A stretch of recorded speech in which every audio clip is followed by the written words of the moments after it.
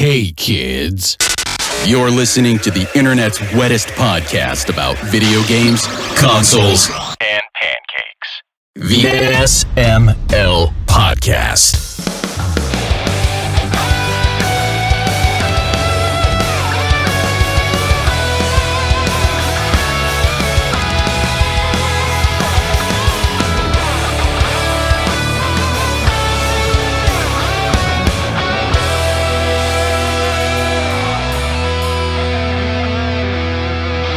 What's up, everybody? This is the SML Podcast. I'm your host, Joe. Joining me as usual, Aki. How are you doing? I'm super good. What? Yeah. I've been drinking a lot. Why? It's my birthday. Is it? Oh, shit. Yes. Happy birthday. Oh, shit. I'm 33 now. Like today is your birthday? Yeah. Well, You're hot lucky. damn. You're lucky I'm on. Hot damn. Well, Pernell's here. Pernell's hanging out because we can't fucking find Jacob. Yeah, Jacob's fucking useless. I love how you word it as like Pernell's hanging out as a consolation prize for Jacob. Oh, I no. prefer Jacob's. Pernell over Jacob. Yeah, everyone prefers you over Jacob. Don't worry about it. Thank you. But we have a super fun show lined up today. We have a bunch of guests joining us. The game Soundfall just ninja launched to all platforms. And from the dev team, Nate Horsfall, you're joining. You are lead animator, correct? That's correct. And musicians, we have Mr. Danimal Cannon joining us. So, How are you doing? I'm great. I'm happy to be here. And we have Stemage joining us, Mr. Grant Henry. How are you doing? I'm good. Happy birthday, everybody. Thank you. Thank you. I have a question now. Go ahead. Horsfall? Soundfall. You know it's so funny. I worked Is in it this game named for after you? almost 2 years, and I only made that connection a couple days ago, and somebody sent that. No. Oh, okay. Amazing. So it's not named after you. Okay. Nate Soundfall. No, it's Soundfall. not telling people it's named after you now. It's only Yeah. own it. Yeah, claim that bitch. Oh man. It's the game. So for the people who don't know what Soundfall is, Nate, give us the rundown. What is this game? What have you spent the past 2 years working on? Okay, so Soundfall is a rhythm-based twin-stick shooter. It sounds complicated. Basically, it's the easiest way to think about it is it's like Smash TV versus Crypt of the Necrodancer. But in Crypt of the Necrodancer, you can't move off the beat. You can't do actions off the beat. So it was an amazing game. I always had a very difficult time playing it because of that reason. But with Soundfall, you can move freely and you can do things off the beat. You can do actions off the beat, but they'll just be weaker. However, it's also got a bunch of other stuff going on for it. It's a procedurally generated level system, so you never really know what each level is going to load into. We let you import your own music if you're on Steam. That is awesome. It's a 4-player online and local co-op game. And the online... I have a question about Yeah. that. How, since you can upload your own songs and it's 4-player co-op, is the song shared between everybody, or do Right. they all have their own music? Or Right. So the answer to that question is you can't do it online. Oh, that's a that shame. would be horribly illegal. And oh yeah, Yeah, that makes sense. trust me, we tried real hard. But ultimately, the copyright holders would basically consider that streaming music. Like, I used to stream on Twitch when I was doing art stuff for fun, and I cannot count the number of times that people would hear me playing music and be like, "Oh wow, this band, this is awesome. Who is this?" And then I'd go back to watch the stream later, and I got DMCA'd to hell and back. And so sounds that about would right. be horrible for a game like Soundfall, which requires the music to like make any sense at all what's happening. So I'm just thinking of all the Japanese music I could upload to this. yeah, well, I mean, you can still play it locally. You can load in the music yourself, and you can play it with co-op with friends So locally. you and your plushie could play. Just a note on the Jeez, my Japanese fluffy. music. We noticed recently that Japanese characters cause a little bit of an issue with the visual loading of the game. So we're gonna Okay, so make them fix that. Robanji then. Okay, Yeah, that's we're gonna simple fix, enough. we'll have a fix for that. But yeah, let's see. It's got a full story mode, surprisingly, after all of this, and yeah, it's good. And even with you don't load your own music in, there are 140 something songs with as many genres. 140? Holy That's shit! nice. And with as That's many actually a good thing genres, to hear, though, because that implies that even if you can't upload your own music, unless you just happen to somehow miraculously hate most of the music, you're going to have jams for days. You won't get bored. Oh yeah, I mean, like I was watching people stream this game yesterday, and generally speaking, everybody was really enjoying any of the music that was in there. Like the main first area is pop music, and pop music, even for me, is not really my thing. But we tried to find stuff to mix it up to make it at least interesting. But then it's like, oh, that goes from that to like jazz and ska. It goes into orchestral. There's an entire metal biome. There's an entire new rap biome. Actually, that just answered a quick question I was going to have at 1.2, which was, I was thinking this was going to be one of those games like Bit Ribbon was, where any track worked in any place in the game and it just did a thing. But in this game, the levels are tailored around genres, or is it just how the pre-upload is? So the way that the levels work, as far as the story mode and all that kind of stuff is that they are tailored pre-genre. In theory, they're also supposed to work when you import your song. It's supposed to be able to detect, oh, this is a metal song, put it in the volcano biome. And it does a decent job doing that, but it's not a perfect system. So sometimes it doesn't know, like, oh, this is metal, but it also has like this crazy synth track. So maybe it'll put it somewhere else. But like, it's just kind of it does its best. It tries real hard. Yeah. What happens if I only upload metal music? Would it go into all the levels, or would it would just pick random songs for the volcano biome? It'll probably just try to give you the volcano biome over and over and over and over again. Yeah. I'm fine with that. Second question. You said you can upload the songs on the Steam version. Correct. Xbox can get music on it, can't it, Joe? Well, I don't know how it works on the consoles. I know there is another game called Music Racer Ultimate that works by like going to a directory online or having a local web server that it can access, but I don't think there's a way to actually like rip music to an Xbox. So yeah, it was. And also, again, like just legally speaking, the console people, they just don't let you do it. It's again, we tried really hard to get a lot of this stuff to happen, but like consoles basically don't allow it, and then they all have weirdness about them. I'm wondering how that Music Racer game got around that then. By not going through the console? I'm sure there's some way to do it, right? Like even some people were asking about like, oh, dude, can you integrate Spotify? And again, it's like, no, because like some people have done that, but yeah, licensing. That's a shame. Yeah. So look who finally showed the fuck up. Jacob's here. Why did you bring that up? Hi, Jacob. He would have eventually talked. People would have known he was here. It would have been fine. I had to address the elephant in the room, which is me. I'm an elephant. I'm fat. An elephant never forgets a friend. Oh, I forget a lot, so I guess I'm not an elephant. I'm just a jackass. Don't forget your friends. Don't forget your friends. That's the point. So, Nate, you're talking about all this music. You said there's 140 tracks in the game. Who are some of the musicians you called up? Oh, well, I think we got some of them in this call. Maybe. Does that sound right? I think we got Stemage in here. Grant Henry. You did. I know him. I did half the music and Danimal did the other half. Oh, I would still buy the fuck out of it if it was just you two doing the soundtrack. I told Noodle Cake, I saw them in a stream, and I was like, I want Stemage DLC pack of the album Narrowband. Oh Joe, my god, my hero. I know. Love that. I love Narrowband. He's so good. But yeah, we got Grant in here. He did unfortunately only one song, but he did a really good one. Danimal, he did what? You got 3 in there, right? I think. So 4.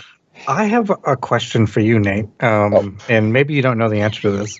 I know the answer. So in like 2016 or so, I'm pretty sure some of the devs licensed songs from me for like when the game was something else. So they actually have like 2 or 3 of my tracks in there that they licensed forever ago, and then I did 3 new ones on top of that. Wow. Yep, that's true. We have Danimal Across America and Parallel Processing as the licensed ones, and so one of the co-founders of the company is this guy named Nick Cooper, and he's actually a hardcore MagFest guy who's been going to MagFest way before even this game existed. He used to work at Epic Games. He was one of the guys that kind of created what became the mega behemoth that is Fortnite. But he loves MagFest. He loves all the musicians. So whenever they were doing their demos and stuff like that, like he absolutely was like, "Oh my fucking god, need to get Danimal." Need to get Danimal. I think he told me a story. I believe it was yesterday. He was talking about like one of the first time he saw Dan play at MagFest. He was just like, after that, anytime that he was there, any friends of his that were around, he was like, "Yo, you're going to this show. I don't fucking care what you're doing. You're coming with me. This is what's up." So Nick, even before I got on the project, had already reached out to a handful of people that are MagFest folks, and then I kind of filled in the list of it. So I have people that ask me this question a lot. So I wrote a list recently, and some people you guys might know are Viking Guitar, Tiberian Sons, Frank Klepacki, IQ, K Murdoch, who plays with Megaran, J. Kim, who goes by the moniker Ronin OPF, Sonic Buster, Mason Lieberman, Zoc, who is a real deep cut from the VGM space, unlike the Shiz. And, I didn't know Zoc was on this. Cool. Yeah. Cody Carpenter, who played with Vince DiCola, and also has his entire. If you're not familiar with this guy, he's the son of John Carpenter, but is he basically a prog like monster? Oh wow! Yeah. Wait, you're not joking about the son of John Carpenter? I'm not. No, that is random. No, it's really important that I emphasize how much of an absolute monster of a musician he is on his own. But for sure, the son of John Carpenter is always a wait, what? Yeah, that's more like a random like trivia factoid than anything. Yeah, dude. And Grant, I think you knew about him way before I did because we were driving down to play with these guys.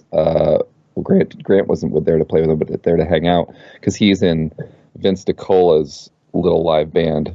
And Grant was like, "Yo, have you actually heard his original music?" And it's like, "No, he's a complete prog monster," which is funny because his dad doesn't like prog at all.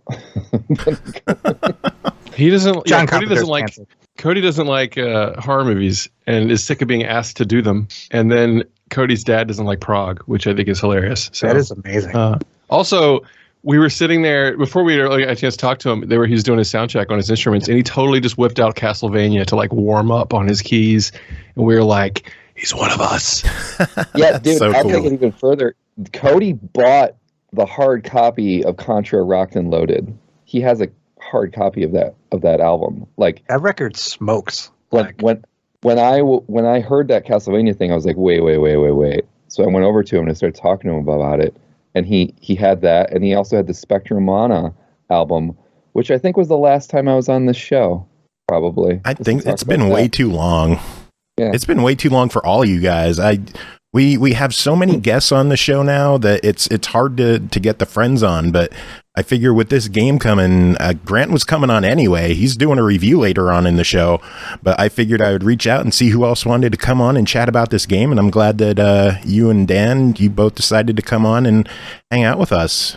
Yeah, absolutely. I appreciate it. So how did you get involved with the game? You said that some of the music was there before you. How did you get pulled into it? So that's a really funny story because I met Nick many years ago in Asheville at a Metroid Metal show. What?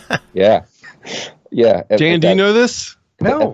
At that Asheville show. It was a show we played like downstairs. It was the one where Elliot from 8-Bit Disaster played sax, and we opened for Bit Brigade.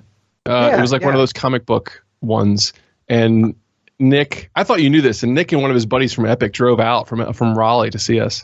I probably met them. You certainly did. Yeah. Because I think I played 2 sets that night. And so I was probably just slinging merch and being like, "Oh, nice to meet you, dude. Want to make a game in a few years?" Or something? Yeah. Yeah. No, but here's the thing, though, is like that happens to me all the time, and I don't mean to say that in like a crappy way. Like, I think my music has been used on like, I don't know, maybe 100 like student games, and I don't know, 50 indie games that never came out or something like that. Like, it's I get told that, like, hey, I want to make music with your game, and I go, cool. I mean, I'm genuinely think it's very cool, but it's just funny that like I don't usually remember. It's years later. Yeah, this is funny. This is like last summer, me and Danimal were talking because it was time to start actually working on tracks for this game, and I was like, "Do you have songs in this game, right?" And you're like, I don't know, something like, "I think so."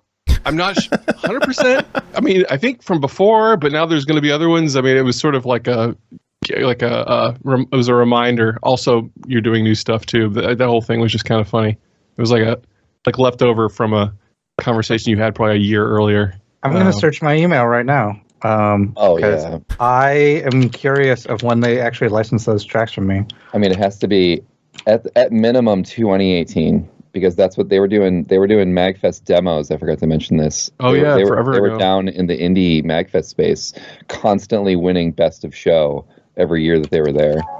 How did I miss this game at MagFest?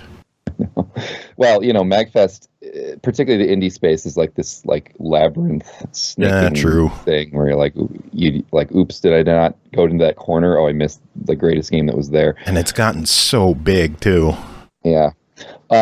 So I met Nick there, and we were talking, and I just got there because a buddy of mine who I used to play Unreal Tournament 2004 relentlessly with back in the day was like, oh man, you got to go meet my friend who's going to be there.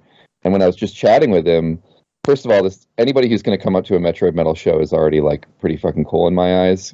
So that was already pretty good. But then we're talking more, and he's like, oh yeah, man, have you ever heard of this album called Spectrum of Mana? and I literally had copies of it in my backpack because I was having it at the show, and I'm like, and I just kind of brought it out of my backpack. And so basically after that we became good friends, and then, I told him, if you ever need animation help, just let me know. So fast forward to 2020, the animator that they were using previously, who did a really good job getting through their prototype, wanted to do his own thing. And in fact, he's got this crazy indie game that he's working on right now. It's all 2D. The 2D brutal, like violent Metroidvania called Cookie Cutter, about a psycho android robot who just goes around murdering basically everyone. I am looking this the fuck up. That sounds amazing. Yeah. I'm gonna say, doesn't it actually involve cookies? No, no. I think the deal with it is like the android was originally like a cook or something like that, because she looks like some sort of super Southern diner mom kind of look, but then her face gets ripped off and you see it's like the Terminator looking kind of thing. Her attacks, like her ultimate attacks, basically rip her flesh off, and then it turns into like a crazy ass chainsaw and all kinds of stuff. It's very over the top. But he's doing that thing right now, and so they reached out to me in August of 2020, and I've been like kind of hoping to be a part of this game for forever. So of course I was immediately on board, and then due to circumstances that involve game development, and game development's a sticky messy space, eventually I ended up redoing literally everything in the whole game. So oh wow, I'm not the lead animator, I'm the only animator on the entire Jesus thing. So yeah, I had no clue that so many of my friends were involved with this thing until I saw your post on Facebook, and I'm like, holy shit. Yeah, I know people. Yeah, I tried to get as many as I could. I didn't even get through the list earlier. Like Super Guitar Bros are also in it. Like nice. near the end of development, I would say maybe last summer, and which wasn't the end of development, but it was originally supposed to be the end of development. We were needing some songs for biomes, because earlier it was asked like, oh, is it specific to music? So we needed some stuff for the desert biome, for example, and it's like, well, what is that? It's like acoustic kind of worldly music, and I was like, oh dude, I'm absolutely gonna get Super Guitar Bros, and they were pumped to be in there. They actually have they have 2 songs as the Super Guitar Bros, but also Sam and Steve did songs individually. And then they played on each other's songs, and so that's cool because it's their own flair. Let's see who else I got. I got Tom Martizan, he's worked on a bunch of different stuff in the space, but I think his moniker right now is Mega Neko, I think is who he is. And then Danimal. And then there's a whole bunch of other people that I did not have any hand in, but are absolutely kick-ass people like Toriana and Mikiku and a whole bunch of... I love Toriana, by the way. Oh, so you do. So you're familiar with that. Oh, yeah. She's fantastic. She's in here. Yeah. So I found some stuff. Nice. Just to give you a timeline on how games work. So the first email I got from Nick asking to license music from me was in August of 2016, so about 6 years ago. And they, in the email, they're like, "Oh, well, we hope to have a trailer in about 6 months." Well, 6 years later, whatever. It's close. It was close. Yeah, just move over a decimal point. It's not base 10, but don't worry about it. Right. Which actually is kind of that tracks, because in 2014 I played. I think it was 2014. I played a show at GDC called Pop Pow Pow, and I had a game developer after that show be like, "Oh my god, I want to make a game, based around your music." And anyways, that didn't come out till 2018. And it just takes 4 to 6 years to like make a game and do it right. Yeah, I mean, I could literally take multiple shows to talk about the sheer volume of game development issues that this thing went into. But essentially, games are hard and things happen. The cool thing is you actually got it out and it's available for people to play. I have some friends who started working on a game 9 years ago and it's still not out. Oh, dude. I mean, I've always wanted to do my own game, and quite frankly, I'm terrified of ever trying it because I know how much work is required. Like, Soundfall was a Kickstarter game, and then it was more like a Fig game instead, and then it disappeared for a while, and then it had a publisher for a while, and then something else happened. This publisher changed around, and it's anybody who gets a game out is basically like they deserve kudos just for doing that. I have some questions about the game. Well, gotta give a quick kudos to Noodle Cake Games. They just popped up in chat. So howdy to Noodle Cake. Hey, what's up, Noodle Cake? You have a great name. Just want to point that out. That is a good name. Huge. All right, Aki, what are your questions? They've been publishing great games for a long time, like mostly mobile early on. And huge thanks to Noodle Cake. Big shout to Noodle Cake. Us. Yeah, they supported us through the whole thing. So huge support for them. And I think somebody else who said he was joining. There's a guy in the channel right now called That Santori Guy, and that is our character rigging person who little minor development story. He had to overhaul the entire animation pipeline with me about a year ago, and pretty much saved the project in my opinion. So wow, I love awesome. That guy. Thank you. That's great. Yeah, I love him. All right, Aki, what were your questions? I was wondering, do you guys have any accessibility features in the game at all? As far as like colorblind features and stuff like that? Well, not only that, but I watched the trailer. I haven't played the game myself. Mm-hmm. Yeah, unfortunately, a surprise launched, and I had no clue it was coming. So, I haven't even gotten to play the game yet. I'm buying it tomorrow when we get our paycheck. Yep. No, we couldn't even tell.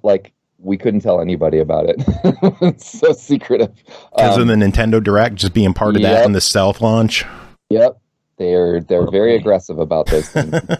You cannot. NDAs are fun. You cannot say anything. Yeah, I don't have my music out yet. I didn't know the game was coming out. I know, man. Sorry. It's fine. Sworn to secrecy. But I know I saw some of the fighting stuff in it. Yeah. And there's a lot of very bright neon colors that go flying every which way very quickly. Sure. I was wondering if there was anything you guys had put in to maybe lower the intensity of that stuff to make it a little easier for individuals who have, photophobic seizures, or that's not the right word. Whatever the right word is. Yes, that photosensitive seizures. There we go. Yeah. If you had any intensity options for stuff like that in the game or anything? The only thing that we really have as far as that is you can turn off the camera shake, the camera shake can be pretty extreme, so that helps. Oh, that's good. Turning off the actual effects and stuff like that would probably be a lot more work as far as disabling all those things. But if people want it, we're very open to feedback about everything, and so yeah. Do you fear that it might be too intense for you to play? Yeah, okay. Just because of how much I saw some of the fights in there, and there was a whole bunch going every which way real quick. It was like, I don't know if that'd be good for me to play. I mean, it's super cute looking though. Yeah. I saw that trailer. I was like, oh my god, this is so cute looking. I love the main character's design. The woman character. I don't know if there's more than one. I only saw her in the. There are 5. Shout outs to the designer of that character, who is Nicholas Cole, who also was the guy who worked on Spyro remaster redesigns and also Crash. Nice. They look fantastic. I love all the designs in it. Yeah, that's incredible. Yeah, but no, we definitely are open to whatever we can do to help with getting more people to be able to play the game for sure. We had not personally encountered anybody truly having a hard time playing it, but I could certainly say that we don't have everybody out there who's going to be able to comment on it, right? So it's very possible that for yourself, maybe it would cause problems, and I would feel horrible if that was the case. There's nothing that I'd still review it happily. I'm just saying.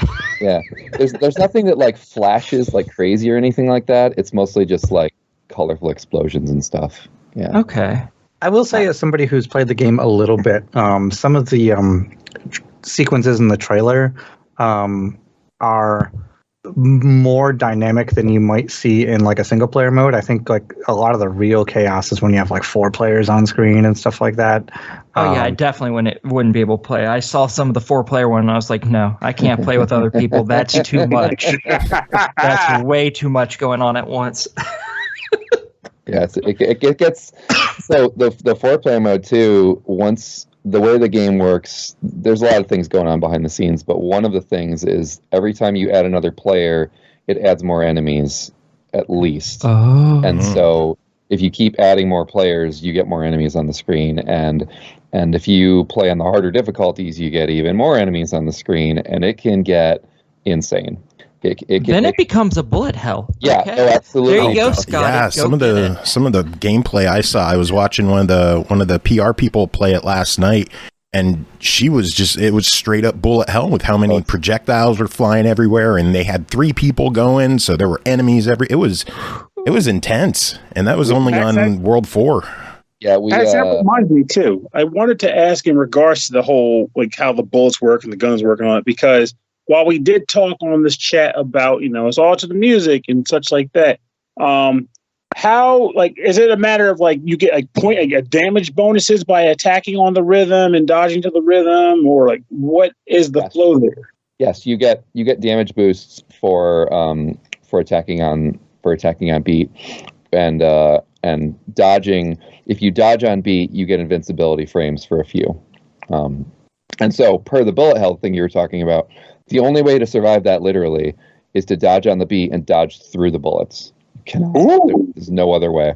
And to give you an idea of how completely stupid the bullet hell can get, pretty much near the end, we had to do a performance tweak because there were so many bullets on the game that it would basically log my computer down. And I have a RTX 3090, so just it was a lot of bullets.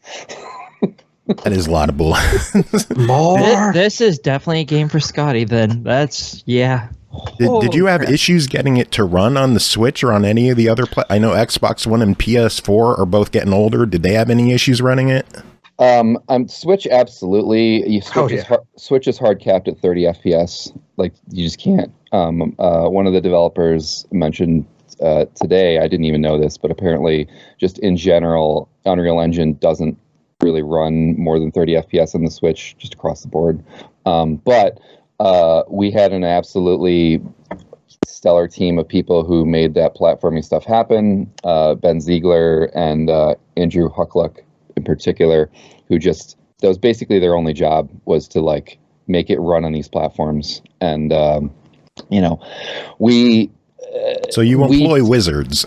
Yeah, I mean, we doing a multi-platform launch like this is generally not a good idea, and for all we know, it still won't be. Who knows? But it's a lot of work, and every time that you're doing that, like, oh, you're having Switch development, well, you're taking that person away from doing other development. Then, like, they're on the Switch now, and like, see you later. They're going to disappear for the next couple of months.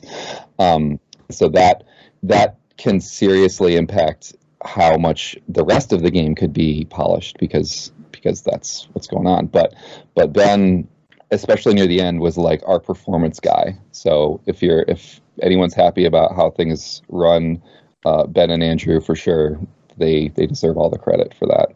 I think they are wizards. As a person who purchased it on the Switch, I am preemptively thanking them for their hard work. Awesome. Jacob, did you get a chance to look up at the game at all? Did you have any questions about Soundfall? I did not. No. You penis. You've been sitting quietly for 30 minutes. You could have looked up a trailer. You could even just say, how long is the trailer for the game? Just something. Is it on Stadia? I see someone on chat. No, it's not on Stadia. Wait, is Stadia still a thing? No. I don't know. Is Stadia still? I thought they were scrapping that. I don't know. I figured you'd get a port to that after the Virtual Boy, personally. Oh, dude. Yeah. I was going to say... Oh, go ahead, Grant. Oh, no, I was just saying I'm envisioning the latency control. You'd have to hack in there to get it to work on Stadia. It's pretty funny if you put it on the lowest settings. It kind of looks like a PS2 game because it's so like blocky. Retro. Dan, I was going to ask you, between this and Just Shapes and Beats, you're getting pretty involved with things that involve dodging a lot. I mean, that's cool. Here's the thing: is with Just Shapes and Beats and this game as well, like, the fact that people like hear my tunes and are like, oh, let's make a game. I want to use this in a game where like music is the focal point. Like one of the AAA PS3 to PS4 era like issues in sort of like game audio was music was becoming more of a background element. You were supposed to serve the ambiance of the scene, but I grew up where music was essentially a foreground element. And a lot of the people who are, making these games where music is like a part of the gameplay, like an integral part of the game, they also grew up with, like listening to Castlevania tunes be just as loud as the sound effects or anything else. Like, that's integral parts of the experience, and they understand what it brings to the game. Additionally, I can tell just from the fans from Just Shapes and Beats, like, if people experience your music like in a way that is like synergistic with this, I don't know, other sort of medium that they're going through, it really forms like a connection, and you kind of have a fan for life. Like, the tracks of mine that are on YouTube that are in Just Shapes and Beats have like 100 times more views than the tracks of mine that aren't in that game. Oh, wow. And they just constantly get comments about how good they are. And they're not my best tracks. Like, I mean, maybe they are, but that's the shit I didn't want to deal with. Yeah, honestly, that sort of thing, I feel like that's been like how music games have worked for a long time in their own right too, because I can't speak for everybody, but like I've been playing like a lot of the dance games, the guitar games, and button mashing games for ages, and songs that I probably would have never gotten into otherwise became absolute favorites specifically because I experienced them within that gameplay experience. 100%. Oh, dude, yeah. This game too. Yeah, so I mean, like, we all love video games and video game music, but when you played a game a whole hell of a lot, have any of you guys ever decided to mute it and put on like a different soundtrack? Mm-hmm. Yes. Yeah. Only in games where like a lot of games we have to redo same levels over and over. Yeah.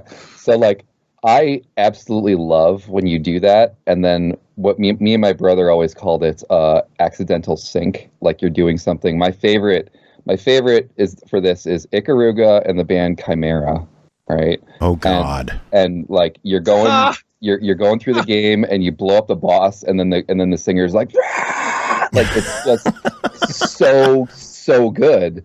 And so a game like Soundfall is, to me, when I heard about it, was just like, oh my God, like that's the closest thing to what I used to do as a kid all the time. And you still see it, like watching people stream it, or even when you're playing it, you'll be doing something and then maybe there might be like, maybe the singer screams, or maybe there's a drop, and then maybe right on that drop you took down that boss, or you jumped or you dodged, and it just feels so good.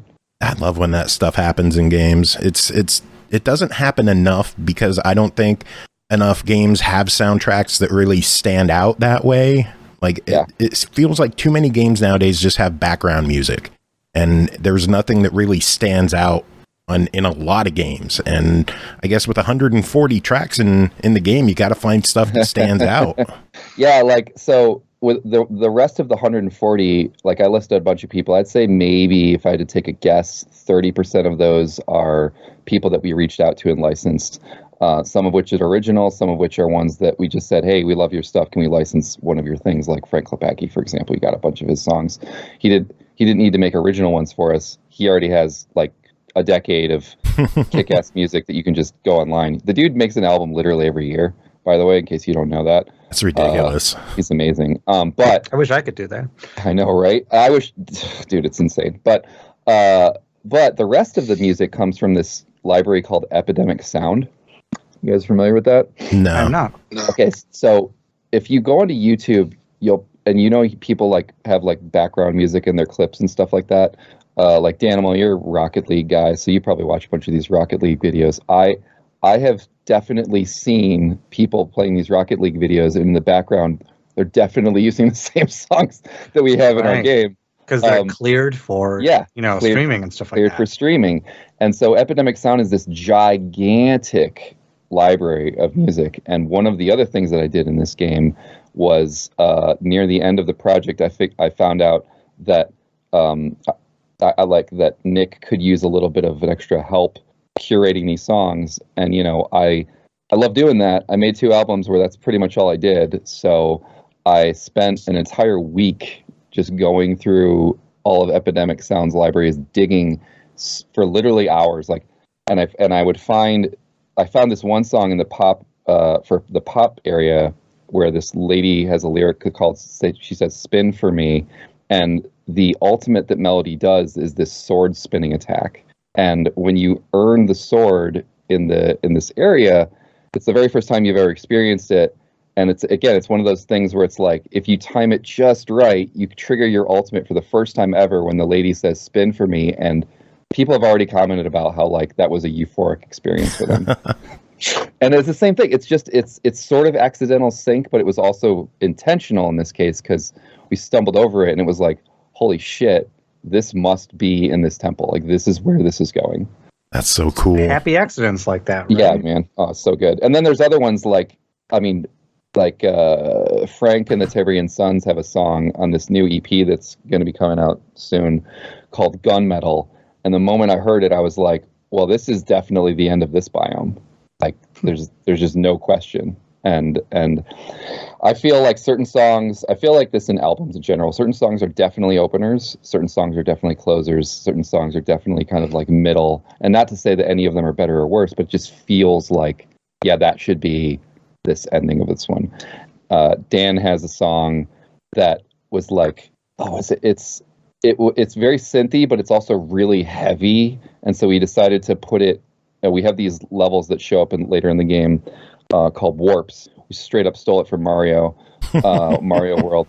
And the idea is to, are you getting bored with the music in this biome? Well, that's okay. Here's another biome over here. Go check this out. And so it's like, it still sort of straddles the line between, here's the synth biome, but also here's this chiptune biome. And it's like, oh, well, Dan's music is definitely going in this warp. Like, that's where that's going. Oh, that's cool. I haven't gotten to that part yet, so I'm excited to try that out. Yeah.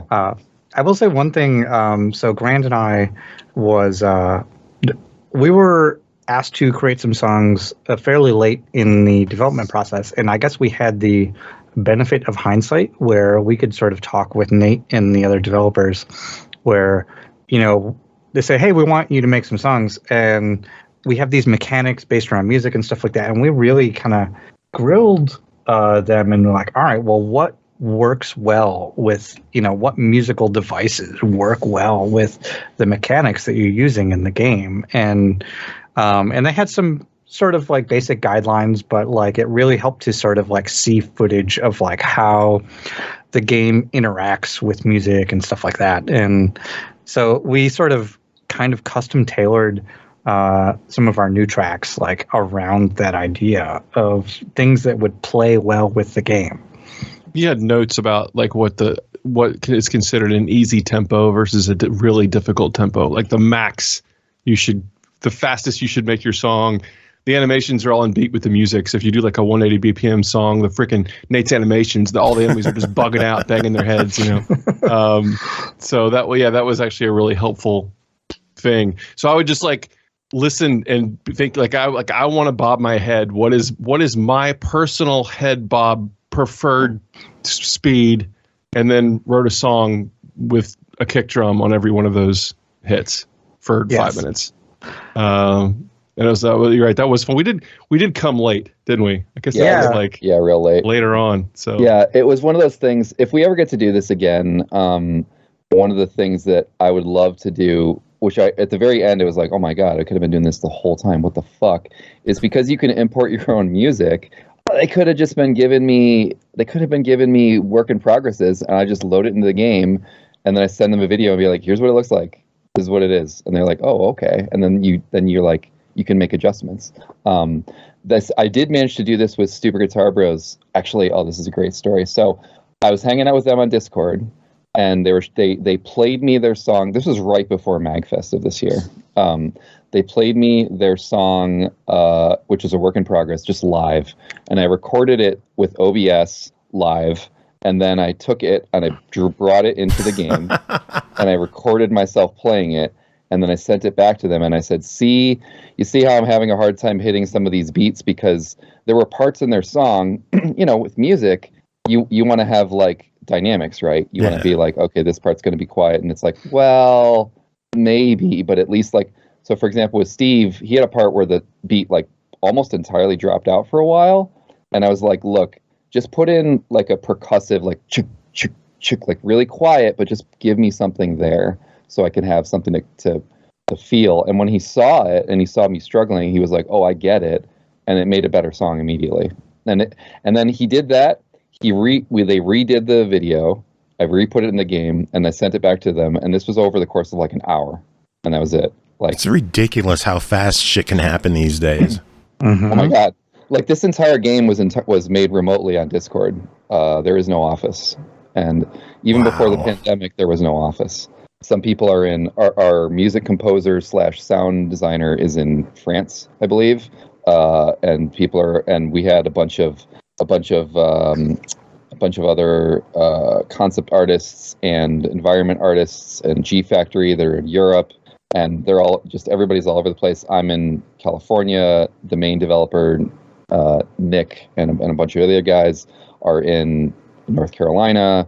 And when we were testing the game constantly, like we played it over the internet. So I can speak to the netcode of the game is very solid. I can't say that it'll solve your bad ISP problems. If you have a low connection, it's not going to be great, But like, we got it about as good as it can get. I mean, I was floored at how good it is because a game if it has any latency problems, you can't play it. No, right. Like we were talking about being able to do remote play, and Ben Ziegler determined that it just made it too unplayable for that because of the latency problem. So we can't do that, unfortunately, but like the rest of it works pretty damn solid. Nice. I know we've been chatting about the game for a while. Does anyone else have any questions? I mean, we just need to boot it up. Play that shit. I don't think. I'm going. I'm ready.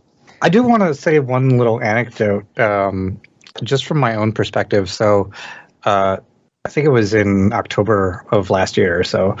Nick was like, "Hey, we need some new tracks, from you for this game," and he was like, "Oh, we want you to do the final boss track," and which is great. I love doing boss. It's just. And he crushed it, by the way. The thing is like, this is a game about music. This is a game like with 140 tracks. It's, music. It's almost like, I don't know, maybe about the power of music in a world of music. And it's sort of like, all right, well, you have to do the final boss of that. Like, so I felt a little bit like, well, you better crush it.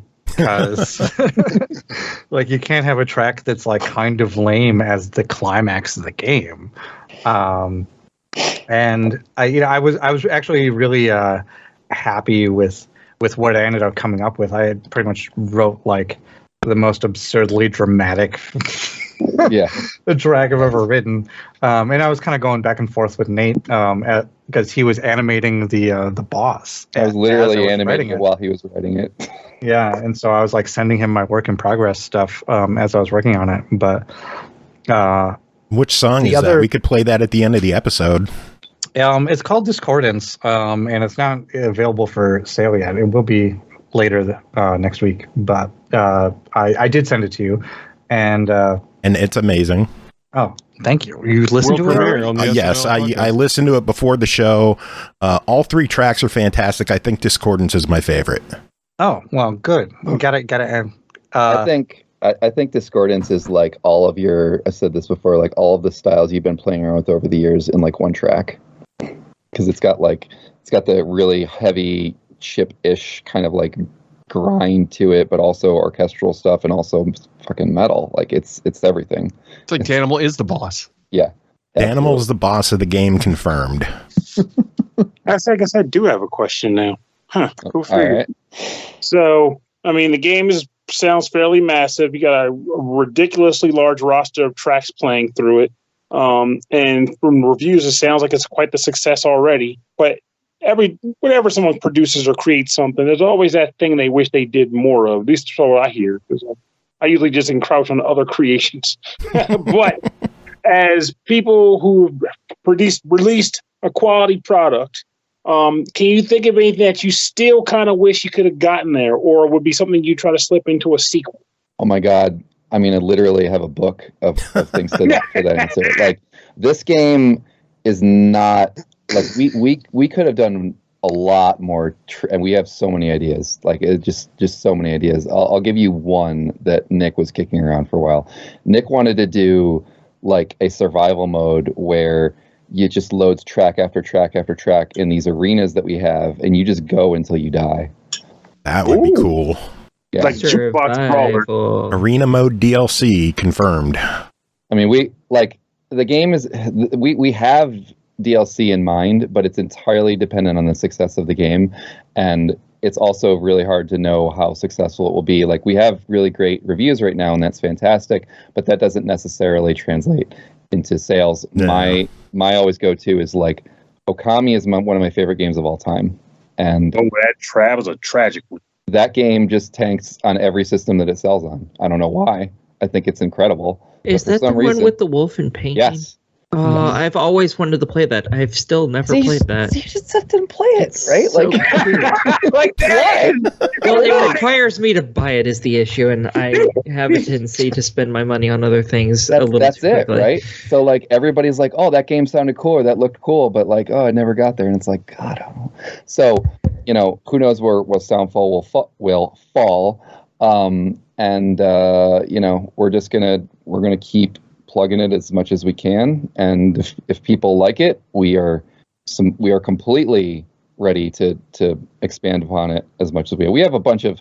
We literally have certain things that we created and then had to cut because it would have taken too long to get it rolling, and there's a lot of them. Are those DLC ideas, or is it just strictly music for DLC possibilities? Oh no, all of the above. Like, music is actually the easiest thing to add because since the game generates everything based on the music, you can infinitely just keep adding songs to it. It's like nothing.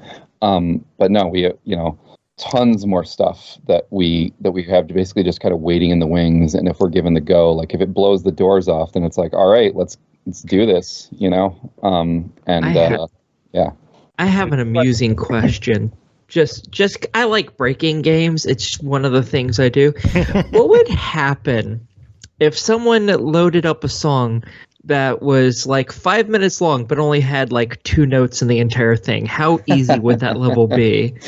I've never tried that. I don't know what would happen if it was 5 minutes with only 2 notes. I feel like I don't think it would be easy because you wouldn't be able to be on beat like ever. Like there wouldn't be any beats to hit. So Aki needs to buy the game in order to try to break it. I want to see your experiments. I want to know I want to see you.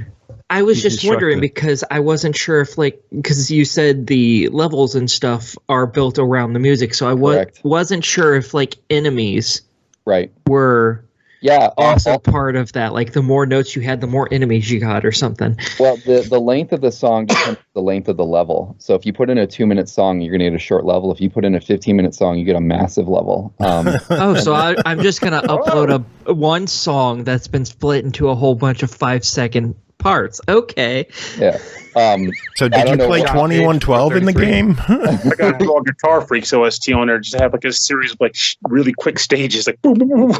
Yeah, we definitely could put that whole feature way more through its paces. It was more like, hey, cool, it works, and then we'll tweak it a little bit, and we'll see what people do with it, and if they break it, that's kind of on them. Drew Van Camp. So an SML podcast should be interesting to play. We did cap it. We did cap it around, I think it's 15 minutes. It may be a little bit less because 2 things. One, there's a point where the game literally runs out of pieces to generate, and I don't remember what happens. I think it might crash. And the other thing that happens is if you put in one of our buddies, you know him, Mr. Paul Good.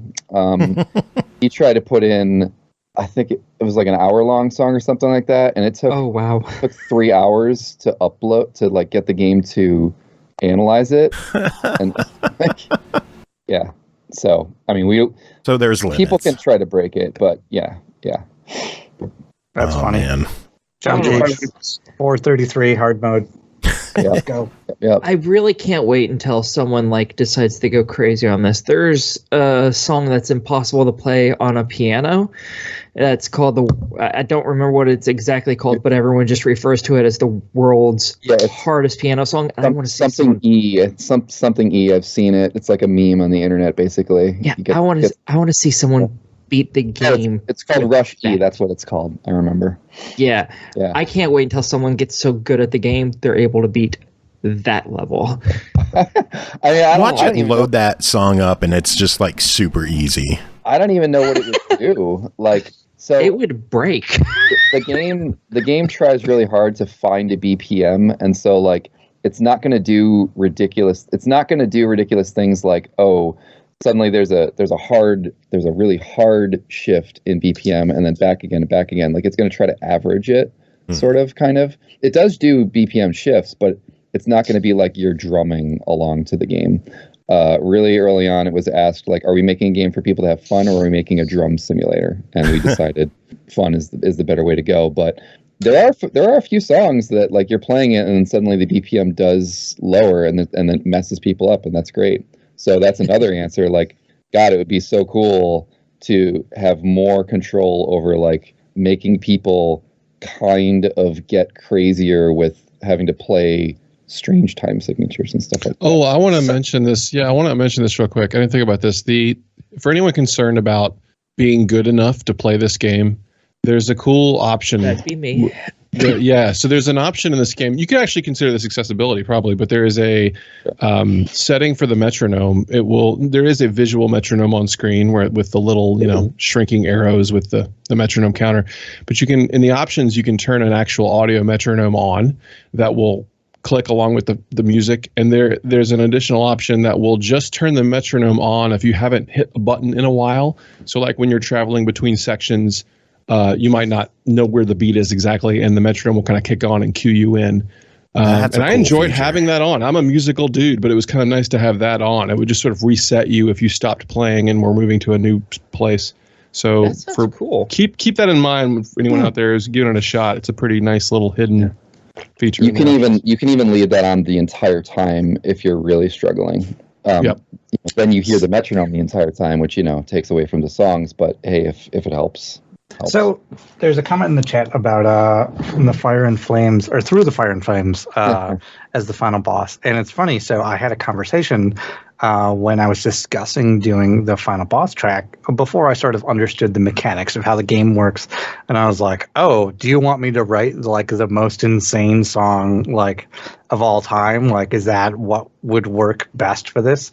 The version...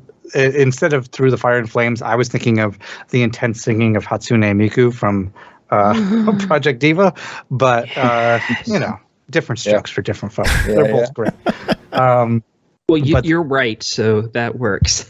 Yeah, and that song changes time signature like 30 times, and I adore it for it. Actually, love that song.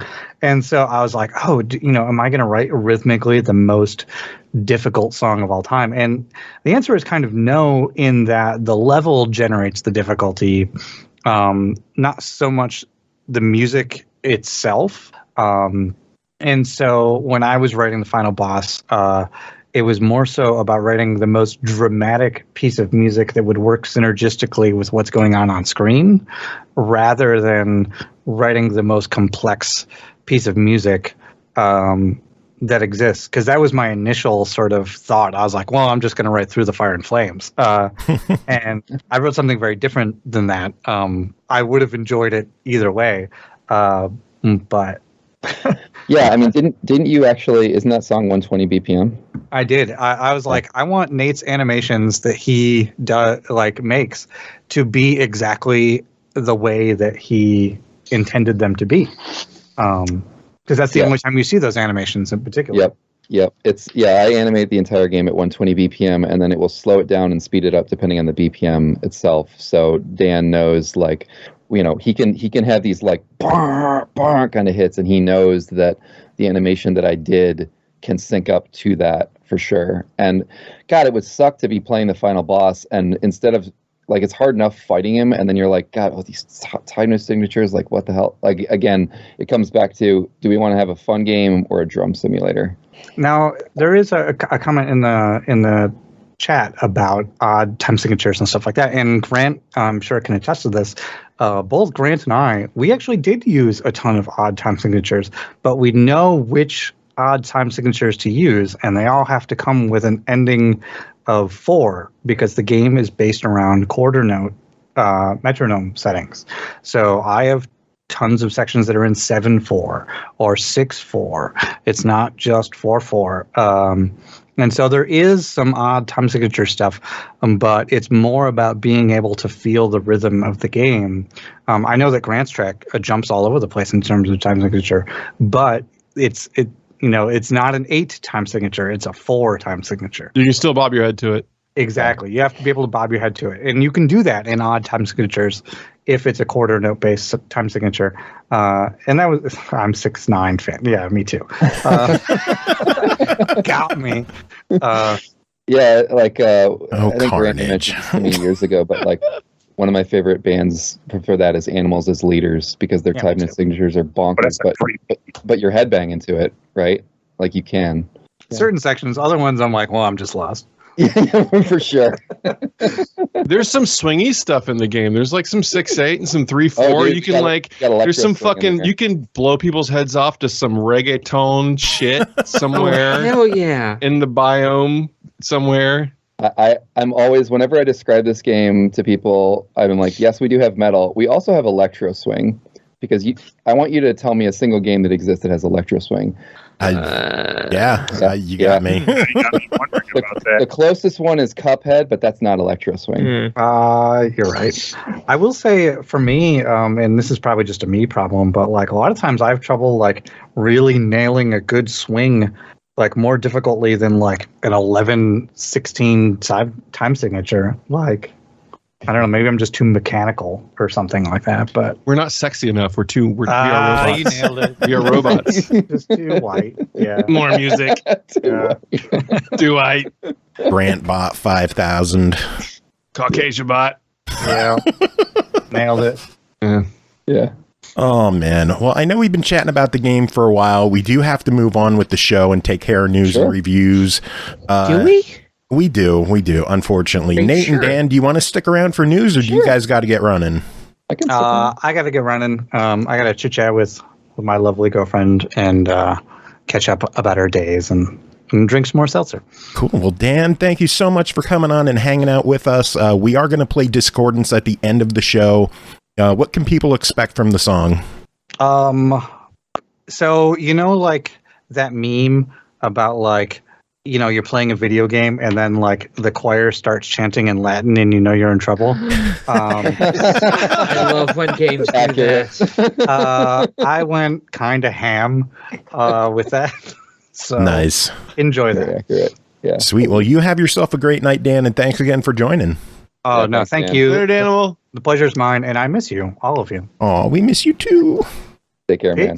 All right, so we are going to move on with news. I guess, Jacob, you could talk now. Yay. Jacob could have been asking questions and stuff this whole time. Yeah, he could have. Oh, well. I mean, we so answered all the didn't. questions. Okay. Nate and I answered all the questions, so no one needs to even play the fucking game. Yeah, I'm not going to play it now. I gave up. I tanked. I don't ever need to play video games ever. Yeah. Speaking of games we're not going to play, Bethesda announced that both Redfall and Starfield are being delayed to the first half of 2023. I knew Starfield was going to be delayed. It was so obvious. Yeah, for sure. I didn't know the other game, but I didn't actually remember the other That game one's from until it was Arcane. brought up. Yeah. Yeah. So 2 big Xbox exclusives are disappearing until next year. So Maybe they're delaying Redfall because it needs a better name. What do maybe. you think? I like the name Redfall. It's about vampires. I think that's good for it. Oh, if it's it's about vampires. That's pretty good. It just sounds like it's like, Left 4 Dead, but you're fighting vampires and stuff. Oh, So In the Wild West. no, it's It's not Red Dead. Well, what? I'm so lost. Oh no, I've drank too much. You can't do this to me. She said Left 4 Dead, not Red Dead. I thought Yes. you said Red Dead. No, Left 4 Dead, but with vampires. Oh, Left 4 Dead. Okay, that's different. Yeah. Okay, that makes sense then. It has an interesting premise, but I'm looking forward to Starfield significantly more, just because I've played enough Left 4 Dead clones. I'm tired of them at this point right now. Some more news for next year. Dead Space got a release date of January 27th, 2023. It's going to be... announced that? Yeah, today they announced the release date. Day one purchase right there. looks really good. It is going to be on Series X and S, PS5, and PC. So if you still have an Xbox One or PS4, it's time to upgrade. I'm really hoping we can get it to review because I want to review. Yeah, good luck. I know we're not going to get it, but I want it so bad. You know, Aki, it helps if you don't talk like Gollum menacingly in the background. It's like, I want the game. I want the game. I don't know. It's a horror game. That might be into that. I feel like I'm the only person that actually was even able to tolerate the third game. That's how much I like the game. Oh, dude, I loved all of the games. I thought they were all great. The only bad thing about 3 was that they wanted to make everything cost real money, so they added in a bunch of stupid mechanics. But otherwise, it was a good game. I loved those games. Was a good game, and I did like that ultimately. And I like that ultimately you really didn't need to use those mechanics. It was kind of just like there being annoying in the background, but never touched that trash. But the game was great. Yeah, it was fantastic. I loved it. Since it was on that was on the 360, so there's actually modding tools for it. So you never needed to use those shitty here pay for crap things. It didn't matter. No, I'm gonna be honest too. I feel like to this day, like to this very day, with the exception of maybe, but not quite, Resident Evil 7, I can't think of another game that had the level of fear that brought the fear factor that game franchise did. Especially honestly, the first game. That game did not scare me. None of those games scared me at all. But they were really. Yeah. I don't get surprised by that. I don't get scared by games very often. The only game so far in my life that has ever scared me was Perception. I think it's what it's called. Now, keep in mind, when I say scare, I'm not straight up saying, like, oh, God, I pissed myself. I'm saying, like, just that level of disorientation. Where you're like, for example, like on the second game, when you go into the school and you don't expect a game like this to have, like, anything related to kids in it, and those freaking zombie kids run out, you're like, fuck, how do I fight this shit? Buzzsaws, I guess? I don't know. But I was kind of thrown off for a minute. Like, what do I do here? Like... It's that kind of game. To me, that's not fear. That's just not knowing what to do. And I never not knew what to do. What you do is kids, I can murder them. Fuck yeah. Exactly. Aki's living out her fantasies in that one. Damn straight. Like, all I went through in all those games, I just used the plasma cutter. I didn't bother with anything else. I used my powers when I had to for puzzles and shit. Otherwise, I just used plasma cutter. I was like, I know what to do. Shoot him in the face. Way. Like, the plasma cutter was just fantastic. And that's amazing. I can't really remember the other gun. Oh, no, sorry. There was one other gun I used to the death. And it was that buzzsaw. It was a telekinetic buzzsaw that just kind of let cover. That thing was the shit. The Ripper gun is what you're talking about, I think. The Ripper, yeah. And you could just, like, the blade hover. It's like I know all the guns. I just wanted the finger gun so bad. The pew pew. Yeah, all of them have that. I can't wait for the new one. If they don't have that in there, I'm rioting. So I feel like a staple of those games at this point. They're so good. Yeah. I feel like Resident Evil 4 came out and it was like they were like 80% there, and then the first Dead Space finished, they were the other 20%, and then it did change. Like, Dead Space 2 was a bit different, but I feel like Dead Space 1 kind of finished what Resident Evil 4 started, and I don't think anyone else has touched it, honestly. I think you're right. I agree. I don't know. It's just me. No, I think you're really right. Scary game. Because 2 and 3 were good, but the first one was by far the best of the trio, and it did feel like an evolved version of RE4 at the time. So I can go with that agreement. Well, EA just did what EA does, which is go, we need to have more sales, so they just made it more actiony and more actiony. You guys know that the guys that are Sledgehammer now are, like, that's where Sledgehammer came from, right? They were that's Visceral games that made Dead Space. I did not know that. EA basically kind of made Visceral dissolve because they pushed their games into something the players didn't want, so they left. And then they started making Call of Duties, which I was very sad about personally, but I think everyone was sad about that. I wonder how they feel about this remake, because those guys, I'd be pissed. They wanted to make those games, and EA was like, no. And now EA, it's weird. If you want a really scary game, go check out Perception. It's amazing. It's a little indie game. Go play it. It's amazing. I'm going to do that. That's awesome. Layers of Fear 2 is the scariest game I've ever played. Perception blows that out of the fucking water. Oh, damn. I'm on. Sure that talks that game up, or am I thinking about something else? Layers of Fear. Layers of Fear is a puzzle game that has the second one. Horror elements to it.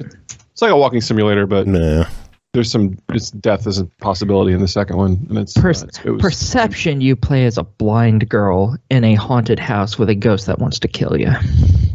She's blind. Exactly. You use echolocation. It is so good. And it actually treats it properly. I love it. And it scared me so bad that I played like 10 minutes of it, and I still haven't gone back to it. It's on Xbox One. Yeah, it's amazing. Everyone should go play it. Thank you for that one. Yep. Well, moving on, speaking of games that aren't on Xbox One or PS4, Gotham Knights has been scrapped for PS4 and Xbox One. It will be releasing October 25th for Series X and S, PS5, Steam, and Epic, and it's going to run $69.99. Jacob, what are your thoughts on this one? I'm not pleased with the price point, and yeah, It looks like an interesting game, at least. Yeah, but, no, I yeah, mean, the price point sucks. But, yeah, like the $10 price hike, and then also like the multiple limited edition versions. Like, yeah, there's a deluxe edition for $90 that's going to include some extra skins and bonuses, including from the Batman Beyond universe. And then there is a $300 collector's edition. No, I'm not gonna lie, that statue's pretty nice. Yeah, it's a nice looking statue, but it's not. I don't think it's a $300 statue. Carnage, which Joe will buy. Yeah, you're definitely gonna buy it, Joe. No, I'm not. It. Yes, you are. Don't lie. Fucking shit. What's the statue of? Please tell me it's of Batgirl. Of the New Guard, the 4 characters. Oh, is Batgirl one of them? I don't remember. I think so. Yeah. Okay, then it might be worth it. I mean, it's either Batgirl or Batwoman. I'm good with either. Cute is cute. I'm good. Yeah. Let's see here. I'll show a picture to you. I'll throw it in. Oh, chat. it's all of them. It's all of them. Yeah, that's what I'm saying. Like, yeah. It's totally, like it's a very nice statue, and it's probably isn't it worth the money. But is it all of them? Yeah. Oh God, her outfit is so ugly. Oh wow, Jesus! Oh no, that is terrible looking. What? Aki's like, I can't masturbate to this. Oh, I still could. Don't get me wrong. Yeah, that would not be difficult. Oh no, I'll fit it inside me. I'll make it happen. I don't know. The swords on that one on the left look pretty rough. I don't know how you're going to deal with those. Just put it sideways. Wait, is the black outfit the statue, or the black outfits like the kind of like covered in motor oil looking versions of these characters? What am I looking at? I don't know what you're looking at. The statue at the top of the page is what I... Oh, I don't know. I'm looking at a page. This is deluxe edition, and it shows... Okay, don't even worry about it. There's two different outfits per character. There's like the colorful normal comic book ones, and then there's these sort of black... Oh, the black ones would probably look good if only the statue was in that. Oh, the statue's not in that. No, it's in the colorful ones. Like Batgirl is in this fucking super bright purple, ugly fucking outfit. Oh, I see it. The other characters look, normal. Decent. I mean, Robin looks like Robin. Red Hood? Is that guy's name? Yeah. Looks like the others look normal. She's the only one that looks bad, and that just hurts. I don't think she looks bad. She looks like a superhero. That purple and the bright yellow looks terrible. She should be in black. She is 70s Batgirl or Batwoman. She should be in black. I was going to say Batwoman's in black. So. I think both of them are. No. The one who fucking reads comics, yes. Batwoman wears black. Well, this is Batgirl, so... Yeah, she'll still be in black. Oh my God! Unless it's the 1997 Batman and Robin movie, she doesn't wear black. She should. What she does and what she should might be two different things, but she should. Oh God! Anyway, EA Sports is ending their partnership with FIFA after 30 years. The new game will be titled EA Sports FC, and FIFA claims they'll find a new dev for the only authentic real game. Whatever that means. I mean, it's a fucking gambling simulator. I don't give a fuck. That game can go to hell. Yeah, FIFA wanted like $1 billion, I think, per year on it. If I understood the article correctly. Well, yeah, but think of how much EA makes on it. Yeah. Yeah, gambling. They make pretty. It's either $1 billion a year, or they wanted like $1 billion, like for however many next years. You call it a gambling simulator? Like all of those sports games aren't gambling simulators, as well as Call of Duty and fucking Halo and like everything. WWE games, they have the same gambling mechanics. Wait, Halo has gambling mechanics? I thought they did. Now? Didn't they have? Oh no, they just have the premium pass. Never mind. They have the stupid fucking battle pass bullshit. Yeah, I hate that shit too. Yeah, it ain't. I don't like that. It's not gambling, as odd as that sounds to say. Yeah, I don't actually play sports games. The only one I specifically know of is FIFA. I didn't know any of the other ones did that same bullshit. The show has it. They have packs that you got to buy and unlock content and create your squad. I hate that crap. They need it's just how sports games are now. It's how the funny industry's thing, evolved. And I still remember back in the day when DLC first became a thing, and people were like, maybe this means they'll just start letting you download the rosters instead of selling the game every year. That didn't last. It still sell the game every year. Speaking of yearly releases, 2K is shutting down the servers for WWE 2K19 and 20 on June 30th. Wasn't one of those like a massive clusterfuck? Yeah, 20. That was the shitty one. So no one's going to miss that one, but people are going to miss 2K19. Oh, that's a shame. Yeah. They're making a new one, though, right? It's already out. Oh, okay. 2K22. Hopefully it's not garbage. I heard it's pretty good. What was the last one with the story maker in it? Story maker. You know what I'm talking about? Where you could like make your own. You have the WWE game where you could make your own story. Legendarily bad. It was incredible. It was just like you could sequence together. I mean, like like the idea was cool, but the execution was just so bad, and the all of the like glitchiness of that game was up there with the memes of Mass Effect Andromeda. WWE. Mass Effect Andromeda is so much better than that. Don't. Oh no, I know. I'm just saying, like the glitchiness was right up there with it. Yeah, when it first came out, yeah, it was terrible. Oh, it was 2K14. Create a story mode. Oh my god, you should just go watch some of the. It's insane what people made with it. It's like it's the worst and amazing. They need to include it for irony, but. Something else that could be the worst but possibly amazing is Smite's latest crossover. Did you see this one? Yeah. Slipknot. What? Smite is crossing over with Slipknot. 3 gods are going to have different playable Slipknot skins. So you could play as your favorite Slipknot member. All 9 of them are in the game. Dude, well, you got to give them credit. They somehow avoided making Slipknot a god himself. One of our character artists works on Smite. I gotta ask him about that. Nice. Is there like a new album coming out or something? From Slipknot? There's always a new album coming out. Wait a minute. Did you say all 9 are in? Yeah. So how many people can play in Smite? Like how many people can play at one time? I don't know. I don't even know how Smite works. I just think it'd be amazing if you could create some banned scenarios, right? 9-player game with every member. As far as I know, it's just 3 different gods that have the skins, and each one has 3 different skins that you could wear. So I don't know if you can have all 9 out together. I really don't know how Smite works. I think it's basically a third-person MOBA. Oh, it's 5-on-5. Gotcha. So like League of Legends-esque, but instead it's third person. Gosh, can more than one person pick the same character? I don't know. But they have so many crossovers. Carnage has the answers here. Carnage, tell us everything. So it's 5-on-5. So you get like all members of Slipknot and then their manager, and then you fucking throw down. That's how it works. I mean, they've been going for years. They have so many characters. Yeah. Their manager, Leonardo, the Ninja Turtle. Yeah, right. I'd be for that. I'm just saying. Wait. Are the Ninja Turtles in Smite, or pretty sure they are? Yeah, they are. Okay.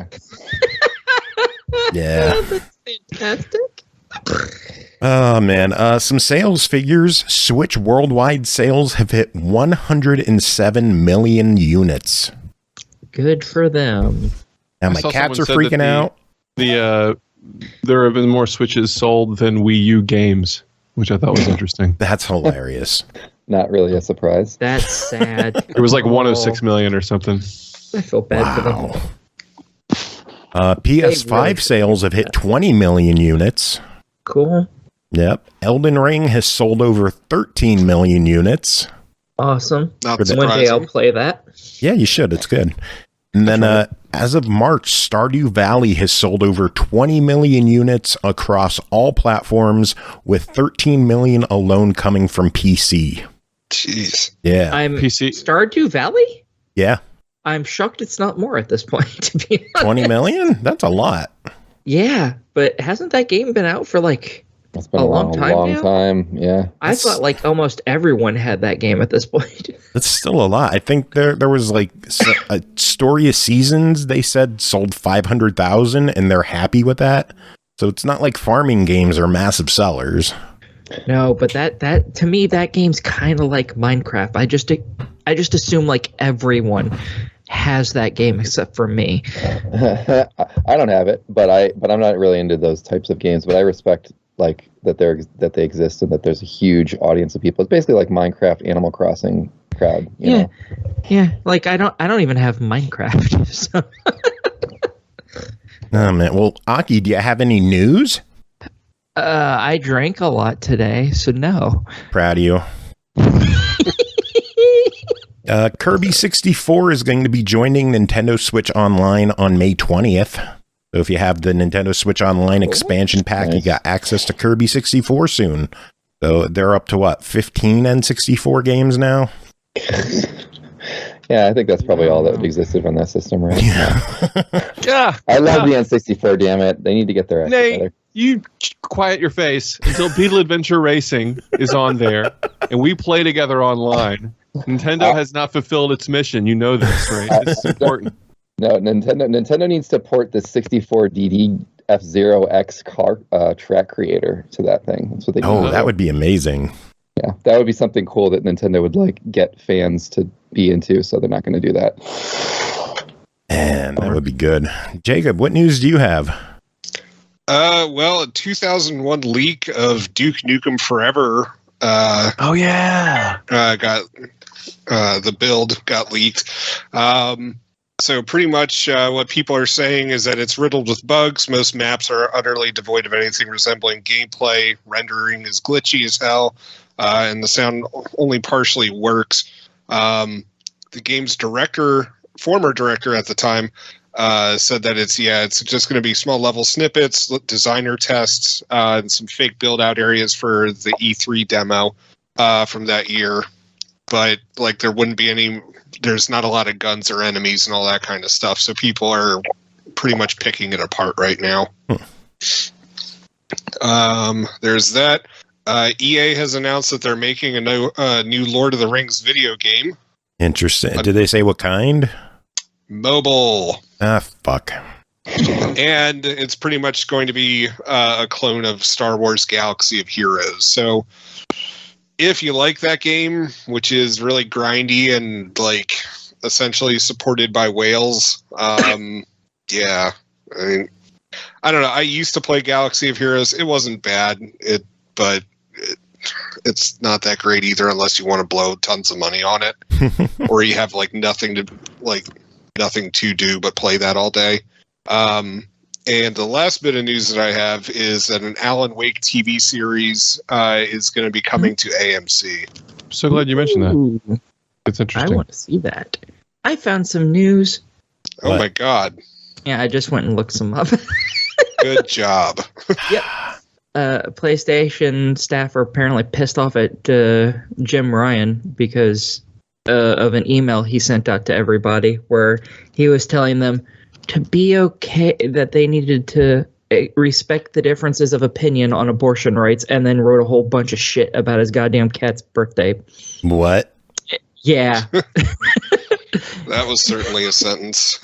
Yeah. I don't understand anything you said. That was what? Jim Ryan. That's what happens when we let Aki report the news. Yeah, pretty much. He put out an email to all the people, to all his workers, telling them to respect differences of opinion on abortion rights. That's some bullshit. Yeah, I got that. Yeah, I agree.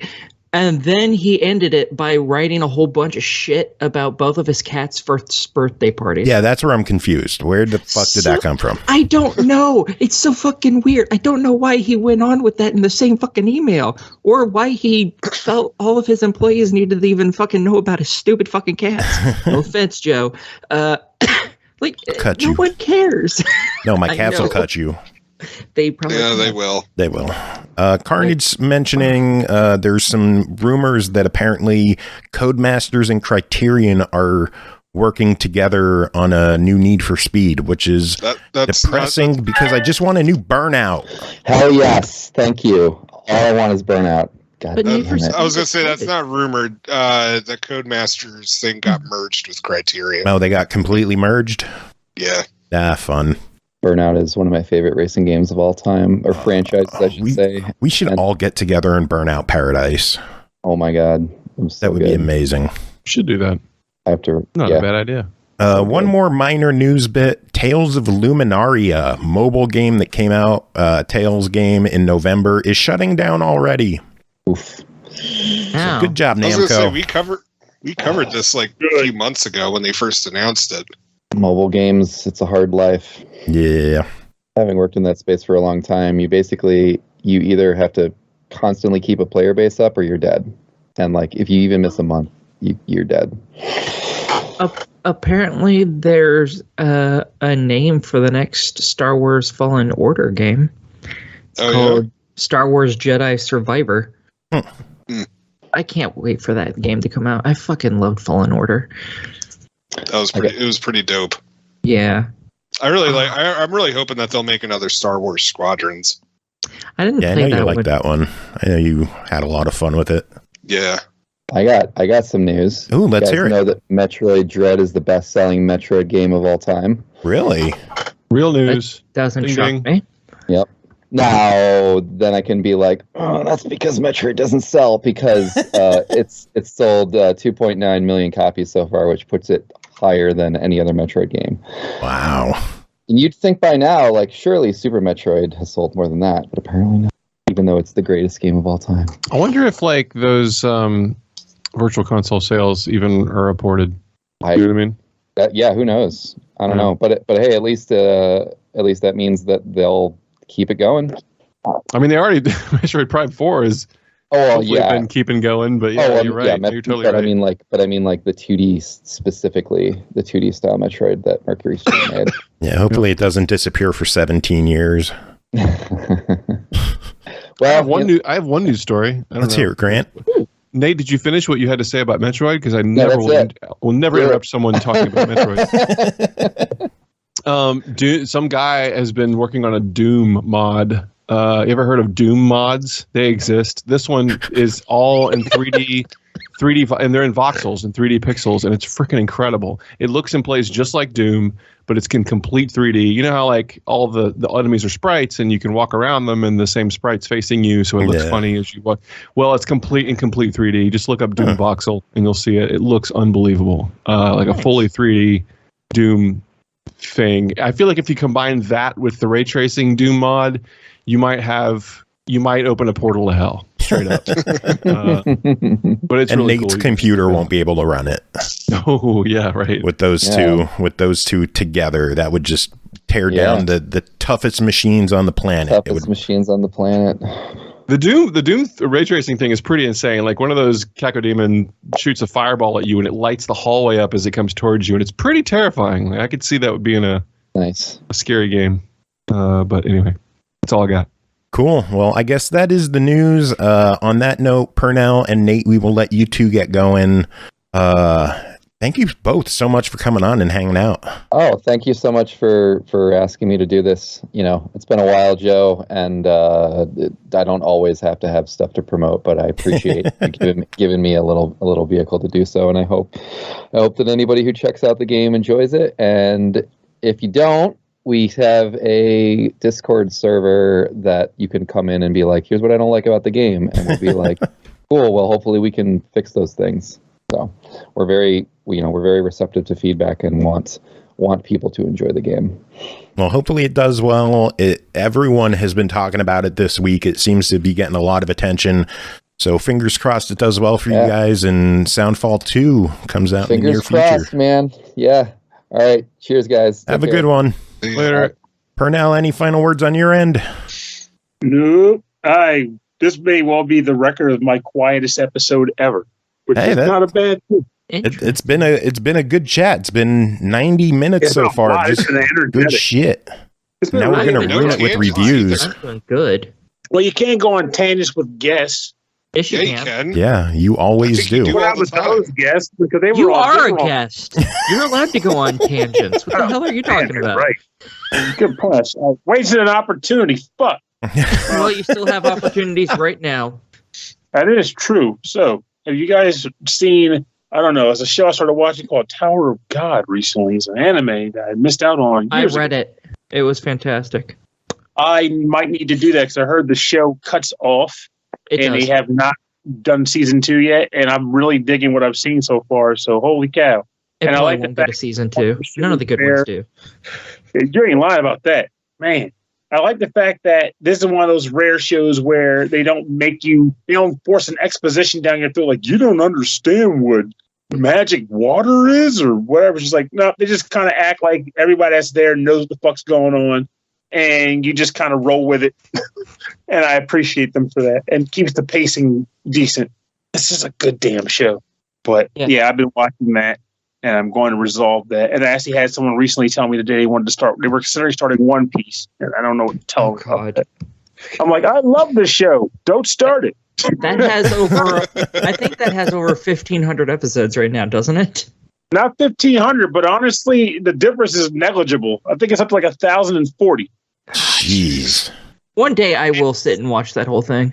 And they're still talking about maybe years left before it finally wraps up. Oh, Jesus Christ. Well, yeah, I was going to say, like, I thought the author was just like, oh, yeah, I have an ending planned. And eventually. It's like 10 years away. That's kind of where it is. It's amazing to me that that's the situation that it's in because, I mean, the show has been around, the manga's been around since 1999. And it's amazing to me to watch the show, and at the end, the credits drop, it has 1999 Toei Animation. Like, how many other shows are toting 90s dates in their trademark information at the end? Like, true. Not many at this point. Yeah, it's wild. We're all getting old. We really are, and maybe I'll die before One Piece does. That's just how long. Yeah, I remember when One Piece started, man. Shit. Right? So I remember when The Simpsons started. Remember that shit? I don't know if I was alive at that point. Tracy Ullman, bro. Up top. But the yeah, buddy. That I feel like The Simpsons, like, as long and running as that show has, one thing I'll give difference between The Simpsons and something like One Piece, though, is the fact that The Simpsons is literally just a litany of random scenarios that take place week after week. Like, they're just like, today Homer gets a bike. This week, today Homer gets a triple heart bypass. I don't fucking know. But they don't have to do anything consistently. In fact, they confirmed it because they freaking shifted the timeline up to keep up with the time that the show's running. But One Piece has to be a consistent narrative with a plot that people will drive back to, like, whoa, there's a contradiction there because back in 2003, Luffy punched that guy. They said, like it has to be this lengthy-ass consistency. And without spoiling anything, they had a revelation in the last month or so that they were claiming that the author had pretty much put into motion back in like 2005, which, good Lord, in and of itself was my fucking mind. Like, wow, that's some shit. Because normally you're like, they usually just move it. They're like, hey, we're writing it. We're still writing it. My comic is still selling, so I got to come up with more story. But it really does sound like he had this thing planned out from way back then, at least the main plot lines. So it's just a wild thing that they've been able to keep it consistent like this, and it's still engaging and entertaining. I give it all a good tangent. That was a solid Pernell tangent. See, thank you guys for believing in me. Allowed me a chance to tangent up. You go on a tangent, Joe praises you. I go on a tangent, and he tells me to shut up. Shut up, all right. Hey, one time he's praised me for the tangent, and it was because it was concerned that the tangent wasn't going to happen. All right, we got to get to reviews. Hold on. Before we do that, I just want to say, like, when we were talking about horror video games earlier, and Pernell was talking about, like, you know, the ones that he likes and all that kind of stuff, like Resident Evil 4. For a minute there, I was like, I wonder what it would have been like being Pernell's roommate. You know, it's just like 2 a.m. and you just hear, oh no, I'm scared and I pissed myself.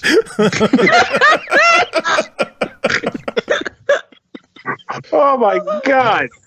Yeah, I could honestly, back when Silent Hill 1 came out, I remember playing that on a break from college in the first floor of my house while everybody was upstairs sleeping. And I had to try to keep myself quiet while running through like the later half of the game. And yeah, that was really difficult to do because I was like, oh, fuck, shit, freaking out over it. Because Silent Hill 1 back in the day definitely had me on like pins and needles a lot of the time, especially because I played it in the right atmosphere and everything, lights off and all that. Yep. I did that with the Resident Evil games in college as well. And the thing about it is, like, Grant's like, I just want to review my game and get the fuck out of here. No, I'm having my own survival horror thoughts about the college. It was Resident Evil 2. The first liquor made everyone spill their liquor. That's all I'll say. Hi-oh. The whole thing. It's the whole thing. Controversial point. I still feel like deep down, Resident Evil 2 is still my favorite one of the bunch, despite what Resident Evil 4 changed about it in a good way. I still like 2 the best. I still haven't finished Resident Evil 4. Really? Oh man. Yeah, controversial. Good. Controversial. I've finished all of them except for I didn't play 6 and I didn't finish 5 and I didn't finish 4. I couldn't handle Ashley. Really? I thought she was the worst. Like, there's 2 things I can't do in video games. The most annoying. It's stealth. I don't like stealth, and I don't like escort missions. Yeah, escort. Thank you, escort missions. And she is perhaps the like. Oh my god! And she was just such a piece of. She was just such the perfect Japanese male envisioned teenager, just awful. It was just so offensively terrible. And she's just running into people, getting picked up, and you're shooting in the knees, and you're picking her up, and it's just I just couldn't handle it. I couldn't handle it, so I didn't finish it. You just beat the game, and then you unlock the ability to put her in a fucking suit of armor, and then people don't pick her the fuck up. But you got to back up, be like, you got to beat the game. That's the part that I couldn't do. Yeah, you got to beat the game first. Yeah. I mean, I feel like maybe I was built up for it because if I remember correctly, Silent Hill the Room had come out before that game did. And Silent Hill 4 to me was probably the worst escort game until you got the freaking chain for the cattle prod rather for your companion in that game. And the worst part about that one, if you guys remember, is that the ending changed based on how badly she got beaten up throughout the run. I have no idea what we're talking about right now. Silent Hill 4, he just said that. Yeah, and it went out of my head that quick. I've never played any of the Silent Hill games. There's a couple of them playable on Xbox. Room is the only one that plays in this manner, though. Like Silent Hill 4 the Room, you're trapped in an apartment building the whole game, and you find holes that open up in the rooms of your apartment that lead to weird otherworld places that are kind of supposed to be like in Silent Hill somewhere. But the second half of the game, they changed up a bit by throwing your neighbor into it too. And you're kind of escorting her around while you're being chased by a serial killer with freaking dual pistols. And he's just laughing at you the whole time. But basically, she takes damage, but she can't be killed. She just takes damage, and it's annoying. And at the end of the game, based on how badly she was beaten up, you get to a scenario where it's like this weird machine that's meant to grind her up. And she's under a spell and she's walking towards it to get herself killed. And if she's been taking a lot of damage, she'll basically start running towards it. Basically, you're trying to save her. But if you let her get hurt too much, there's no way you're going to save her. She's going pretty much beeline for it. So it's annoying as shit because you don't know how badly it's taking place. Anyway, that's another tangent. That is another tangent. At least the music was good, though, right? While that was happening. Because Silent Hill 4 music's fantastic. So. Yes, it was. Oh, and speaking of just random things in Silent Hill 4 that were freaky, not scary. Do you remember when you walked in that, I think it was the bathroom or something, and that your neighbor's face is just taking up the entire back of the screen looking at you? I don't remember. That's creepy. I saw screenshots of that. It was creepy shit. She couldn't hurt you. There was no danger. It was just the fact that it was happening was disturbing. In a weird way. If you don't remember, look it up later. Just look up I don't know, Eileen bathroom Silent Hill 4. Silent Hill giant face. This is bringing up some interesting Pornhub results. Oh god. Jesus. This is Oh, that's because I'm on Pornhub. Weird. This is bad news. My bad. The eyes move around and shit. Yeah, the eyes follow you around. It's freaking creepy. It is really creepy, and I never forgot it. Despite what the shit? Yeah. Oh, that is weird. This happens all the time in my house. It's fine. We call it Tuesday here. Oh man! All right, I'm shutting down the tangents. We got reviews to do. I'm trying to take a shit with no, Jacob. We got reviews to do. Hey, catch you guys later. Take care, Pernell. Later, Pernell. Bye. All right, reviews. We got to get to these. First game to talk about tonight is called Pinball Freedom, developed and published by CGA Studio, released April 14th on the Switch for $9.99. Go back to the future with our sci-fi table or indulge in a tale as old as time with our fairy tale theme machine. With our first-person single-player simulation, you're encouraged to channel your 90s kid as you compete to make it to the top of the leaderboard with 5 uniquely themed distinct tables. Get in on the action. Grant, tell us about Pinball Freedom. Pinball Freedom is a pinball game. Really? What do you rate it? Why you gave it to me? I feel like we should play Ball Squad theme somewhere. Hey, it's your machine, dude. If you got it somewhere, you put it on in there. You know what I was thinking about it? We're all hanging out. It's a pig pile. It's not just you and me. Wait, here we go. There we go. Okay, I played it. All right, sweet. That's how long it is. Well, I have a short clip, a 4-second of just the very end of you going like Ball Squad. Oh, yeah. Hell yeah. Oh, I love it. Oh my gosh, that's OG. That's like 7-8 years ago. I have no idea. Way too many. I just made a few discoveries. This is like while we were in the call, I did a little research, and it turns out this game is $10 on Switch, like $9.99. Yep. On Steam, it's $5.99. It's also on sale, 80% off on Steam for $119. Holy shit! So, that said, I thought it'd be fun since we're all here. I thought I would just let you. I have my notes here about this game. I played this game a bunch. Why don't you guys just ask me questions about Pinball Freedom? Just ask me questions. What do you do in the game? You play one of 5 tables. There is one called Skate Table. It says that on the back glass. Skate Table. There's one that's apparently called Chill Panda's Adventure, but it doesn't say that on the back glass. That's what it says on their website. It just says Panda. There's a sci-fi table. There is a fairy tale table, as you said, but on the back glass it actually says Beauty and the Beast, which is amazing. They got that license. And then there's a BMX table, which stands for bicycle motocross, right? Probably. Something like that. BMX. And you play each of those 5 pinball games. Are they good? Not really. Not very good. The main problem with them is that they're very surface level. They spend a little time doing a bit of set dressing and kind of some design on them, but they don't really have rules that are anyone would consider deep. They have each table has a few targets, a few target banks, like a bank of 3 targets and another bank of 3 targets. One set of targets might give you a bonus. The other set of targets might give you a multi-ball, and that's it. So there's no layering. There's no ball locking.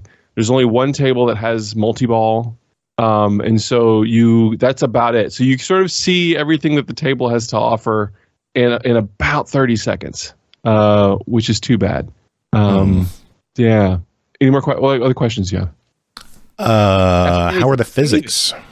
Physics are fucking fantastic. Really? They're really good. Yeah, they're super good, which is why it's so disappointing that there are some targets that you just can't hit at all. Like there are targets that are way off to the side that no matter how you handle the ball control, you'll never hit those targets. Like it just won't happen, which is just poor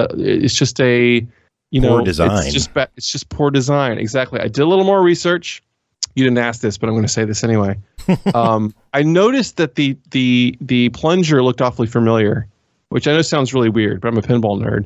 And it turns out this is basically an asset flip game made by a pinball creator asset pack for Unity that was pre-made. Because I've played with this before, and it's basically like it has super good physics. They just didn't stick the landing with like the design of the tables at all, which is kind of a bummer. Other questions? Did anyone have anything? I thought I talked over someone before. No, I usually mute myself during other people's reviews unless I have a question. So that's a good idea. Nice. No question. I think for me, it's like they didn't spend a lot of time on rules. There's no nudging at all, which if you're into pinball, nudging's kind of an important part because it's the only way to keep the ball alive. I'm terrible at nudging. Yeah, it's a problem, but it's having it there, even if it's sensitive, is a good thing, I think. You ever like go to the bathroom in a public bathroom where the toilet is just like strangely too close to the wall? Either, you know what I mean? Like you're like, wow, like this room was not like the way they put this toilet in here. Like when they made this room, they didn't think the toilet would be like this. You know what I mean? You feel me? It's such a weird analogy. Just saying. If you haven't and you want to experience something like that, you can get Pinball Freedom on Steam for $119. Well, what would you do to fix this game? What would you do to improve it? There's a couple things. I mean, like I think the engine is great. I think it really is just it feels like that instead of spending time on one really, really good table, Like they could really have, instead of going for 5 different tables and 5 different themes, I think they just sort of created the illusion of content there. And what they could have done is really spent a lot of time on one game with a more nuanced rule set and like really nail it.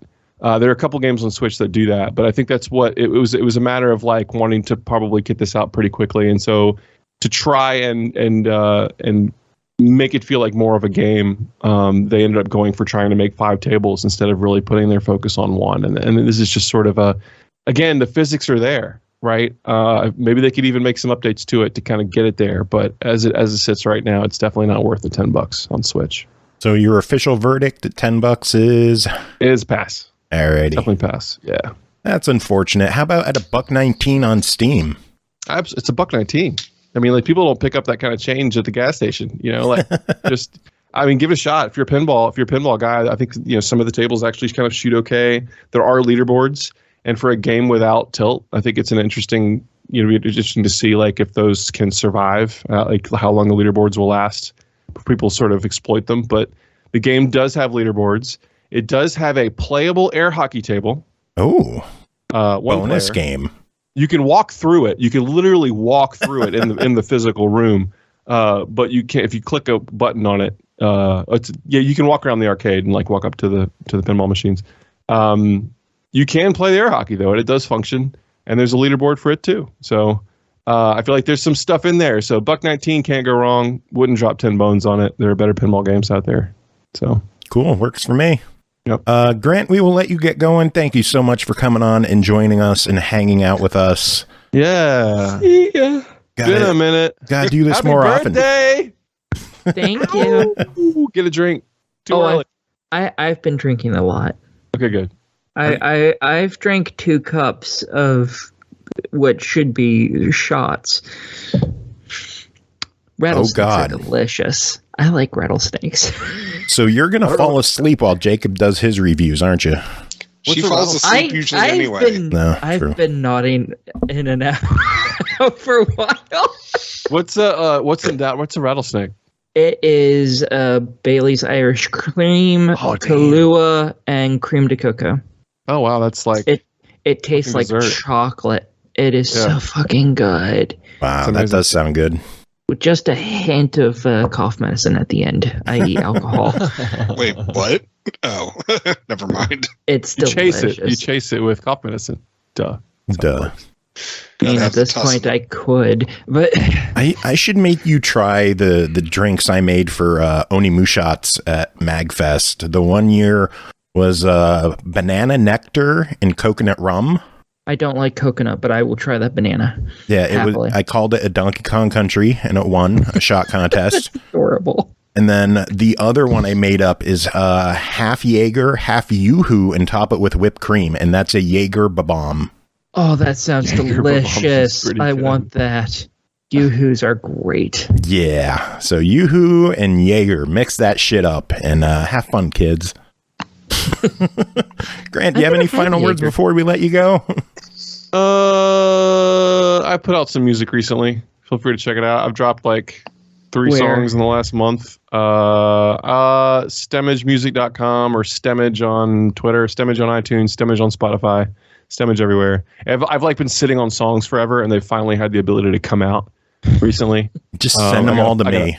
I will. I got a punk track on a new movie that came out last week. Ooh. That has Mega Beardo singing on it. It's just like a Bad Religion inspired track. I got that Soundfall track. I got different. So it's been fun to actually put some tunes out that aren't like just for games.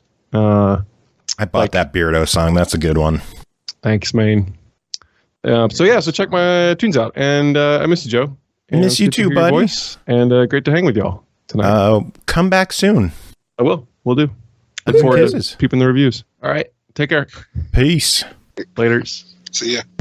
All right, next up is Research and Destroy, developed by Implausible Industries, published by Spike Chunsoft. It released April 25th on Xbox One, Series X and S, Switch, PS4, PS5, and PC via Steam and Windows 10 for $19.99. Also available as part of Xbox Game Pass for console and PC, Research and Destroy is a turn-based action game with simultaneous local or online co-op. Take control of 3 brilliant scientists as you research and develop strange new weapons and gadgets to destroy the supernatural hordes that have all but crushed humanity. So, Jacob, what's going on in Research and Destroy? So I'm usually not a fan of turn-based games. In fact, pretty much I'm not.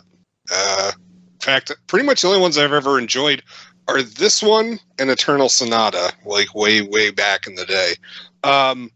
So Research and Destroy introduces you to a world where war never actually happens because, as the game introduces, humanity's been overrun by zombies and like creatures of the night and all that kind of stuff, pretty much because the world got stupid and stopped believing in science and education, and wait, it's our world right now. Nah, like that hits home. Yeah. And so it introduces us to our three intrepid scientists. There's a man, a woman, and one dude in a hazmat suit.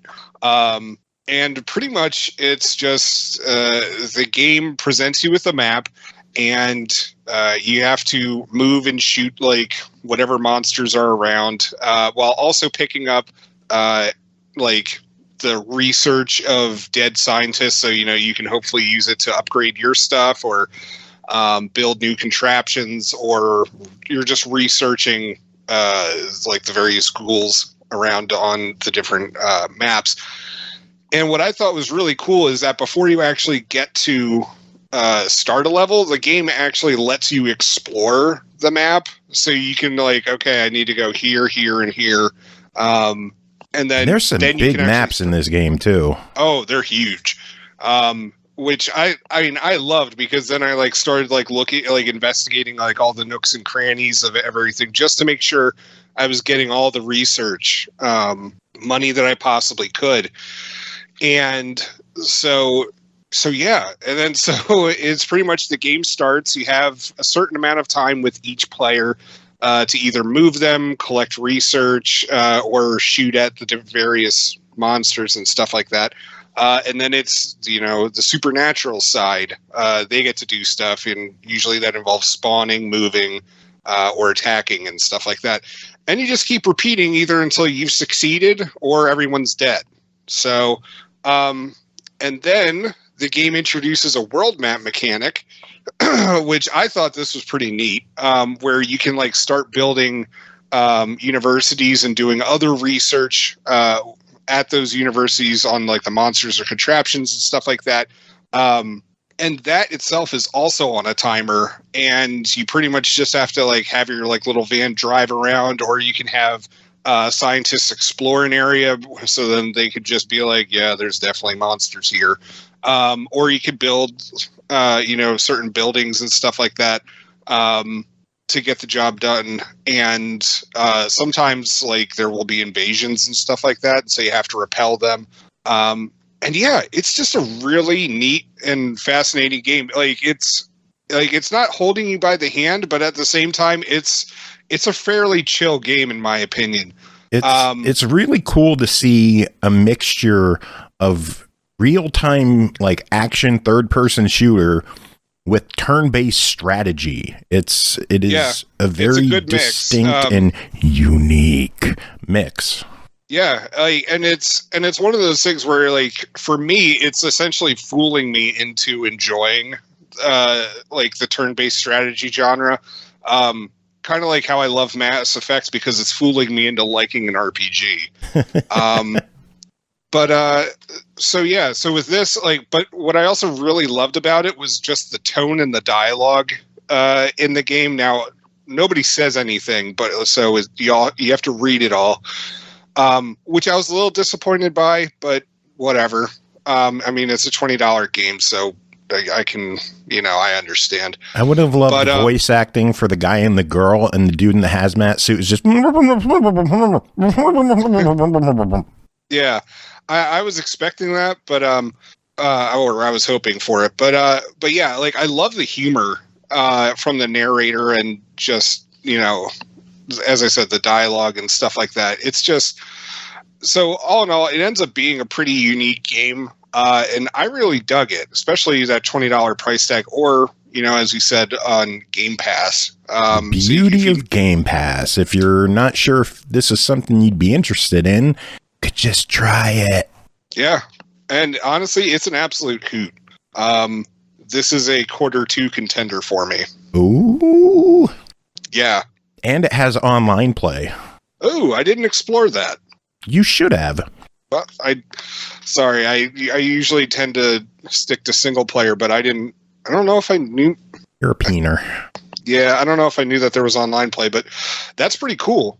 And that, I'd actually look forward to like playing this with somebody. Maybe like you, Joe. Oh, yeah, it's got 2-player co-op, so yeah, you could do that. The game is $20. What's your official verdict on it? Absolutely. This is a really fun title. As I said, I found it to be very chill. If you're not a fan of turn-based strategy, you should still give this one at least a try, because it essentially fools you into liking the genre. And it's just, it's a lot of fun. Like I think this is a good one to do. I think this is a good one to try out with the cloud gaming with Game Pass, because you don't have to bother downloading it, and it's not like it requires super twitch mechanics. You could kind of take it at your own pace. The shooting can be kind of twitchy, but it's still something that I think you could get along playing just fine on cloud gaming. So that opens up the possibilities there. One other thing is there are some costumes for sale for the game. There are 4 different costume packs available. They are $3 a piece. They cover Danganronpa, AI the Somnium Files, Steins Gate, and Zero Escape. Do you think it's worth dropping $3 on any of the costume packs, or you could get all 4 of them for $10?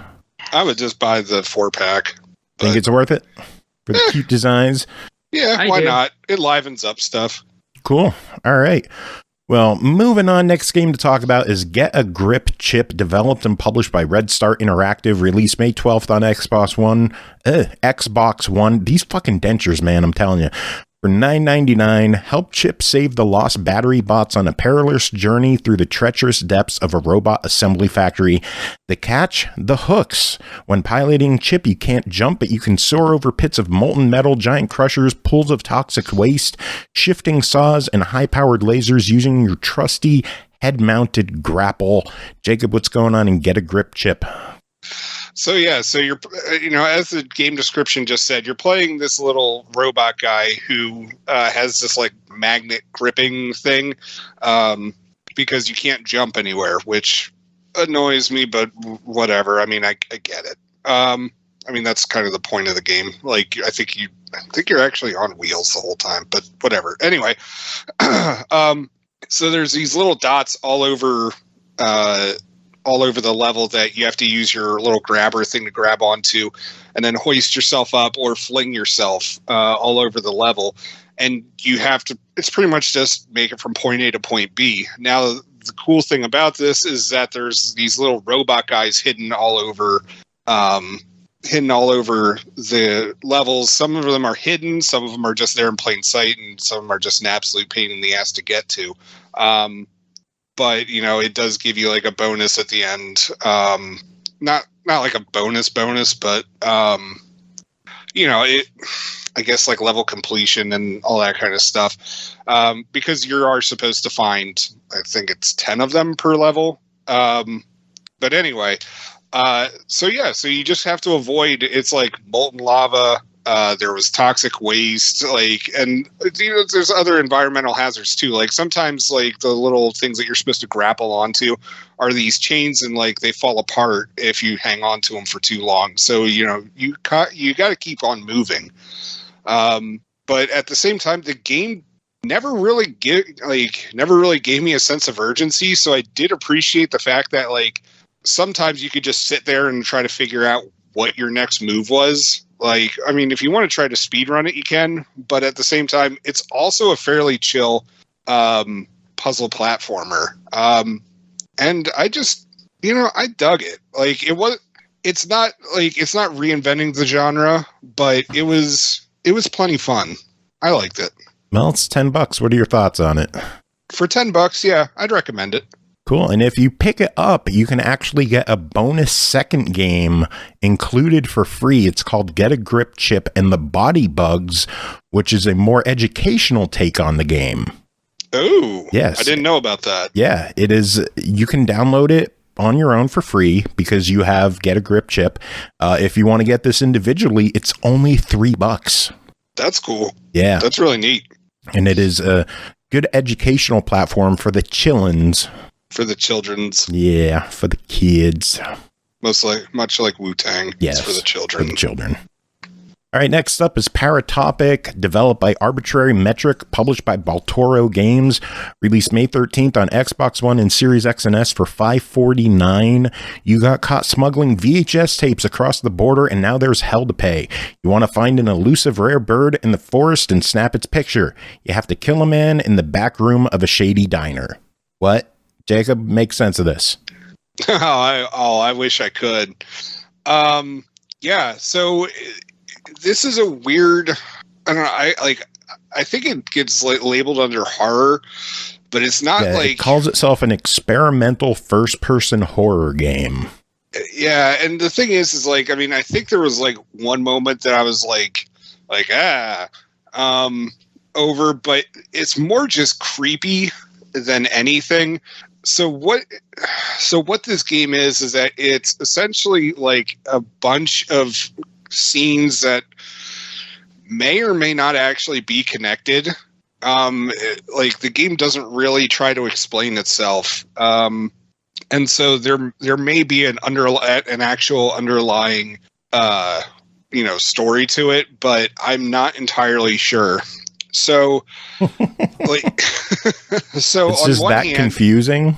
It is. So on one hand, the thing is that I think it actually may be telling two separate stories at the same time, but I'm not I'm not entirely sure. So on one hand, I'm looking at the store page and it says it tells the tale of 3 separate characters. Okay. All right. That makes sense too. Okay. All right. So you have one person who got busted for smuggling VHS tapes across the border. Now, what's on the VHS tapes, I don't believe is actually said. I think it's implied to be I think it's implied to be some sort of ring / snuff film, or the film, the video from The Ring, because essentially if you watch it, you die. But unfortunately, there are multiple pathways through this game, and so this game will require multiple playthroughs if you want to get everything or see everything. And I know for a fact that there is one part that I didn't see because I didn't give the woman this one tape, so I don't know what happens to her. But it's implied that it's some sort of as I said, you're told that these tapes are illegal, but then somebody goes off and watches them, and then it's he's definitely dead, and then a creature comes at you in a hallway. And then there's another person who, is just running around out in the forest, and they're trying to take photos of this red bird. And you stumble on it's well, first off, there's a cabin with a door that doesn't open. But you have to do something later on that it will. And then find a key? No, so I looked up how to actually do it.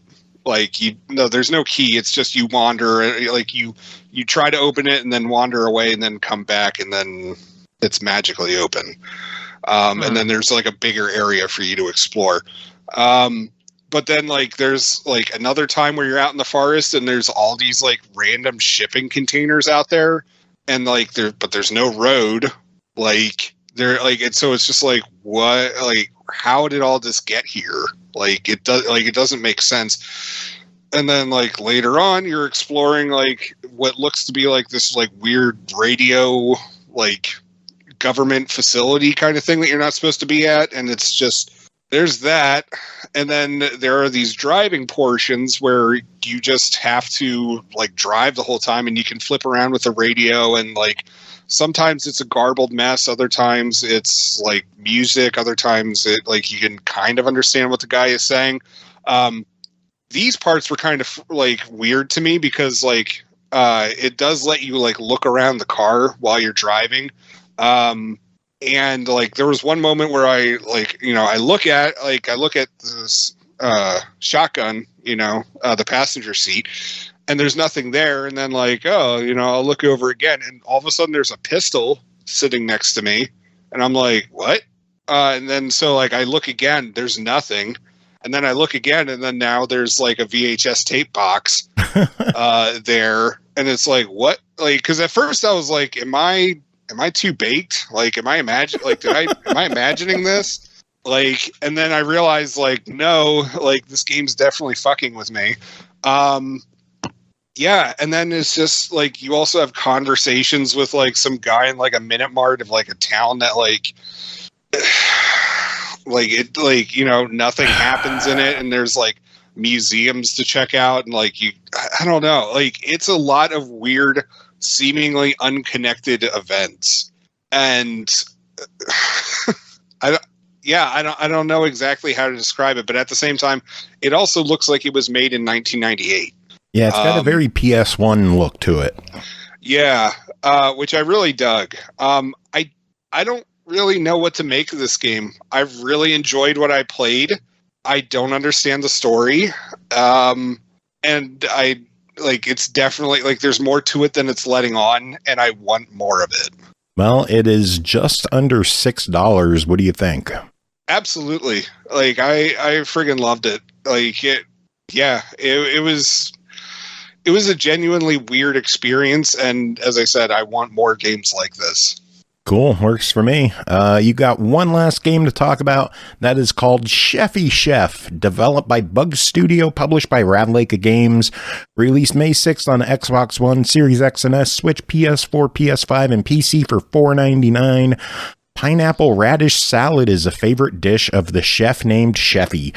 Once again approaching the refrigerator, Chefy magically finds himself in new worlds in which he has to find the ingredients for his favorite dish.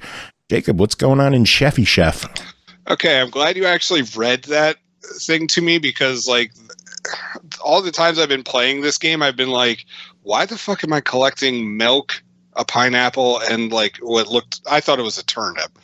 But like, I'm just like, what the fuck is this guy making? Like, what? Like, pineapple why? Radish salad. Yeah, right. So you play this chef who gets sucked into this like alternate dimension by this like magic fridge. It's like Bill and Ted's Excellent Adventure, except with a fridge. There's only you and none of the excitement or fun of the movie.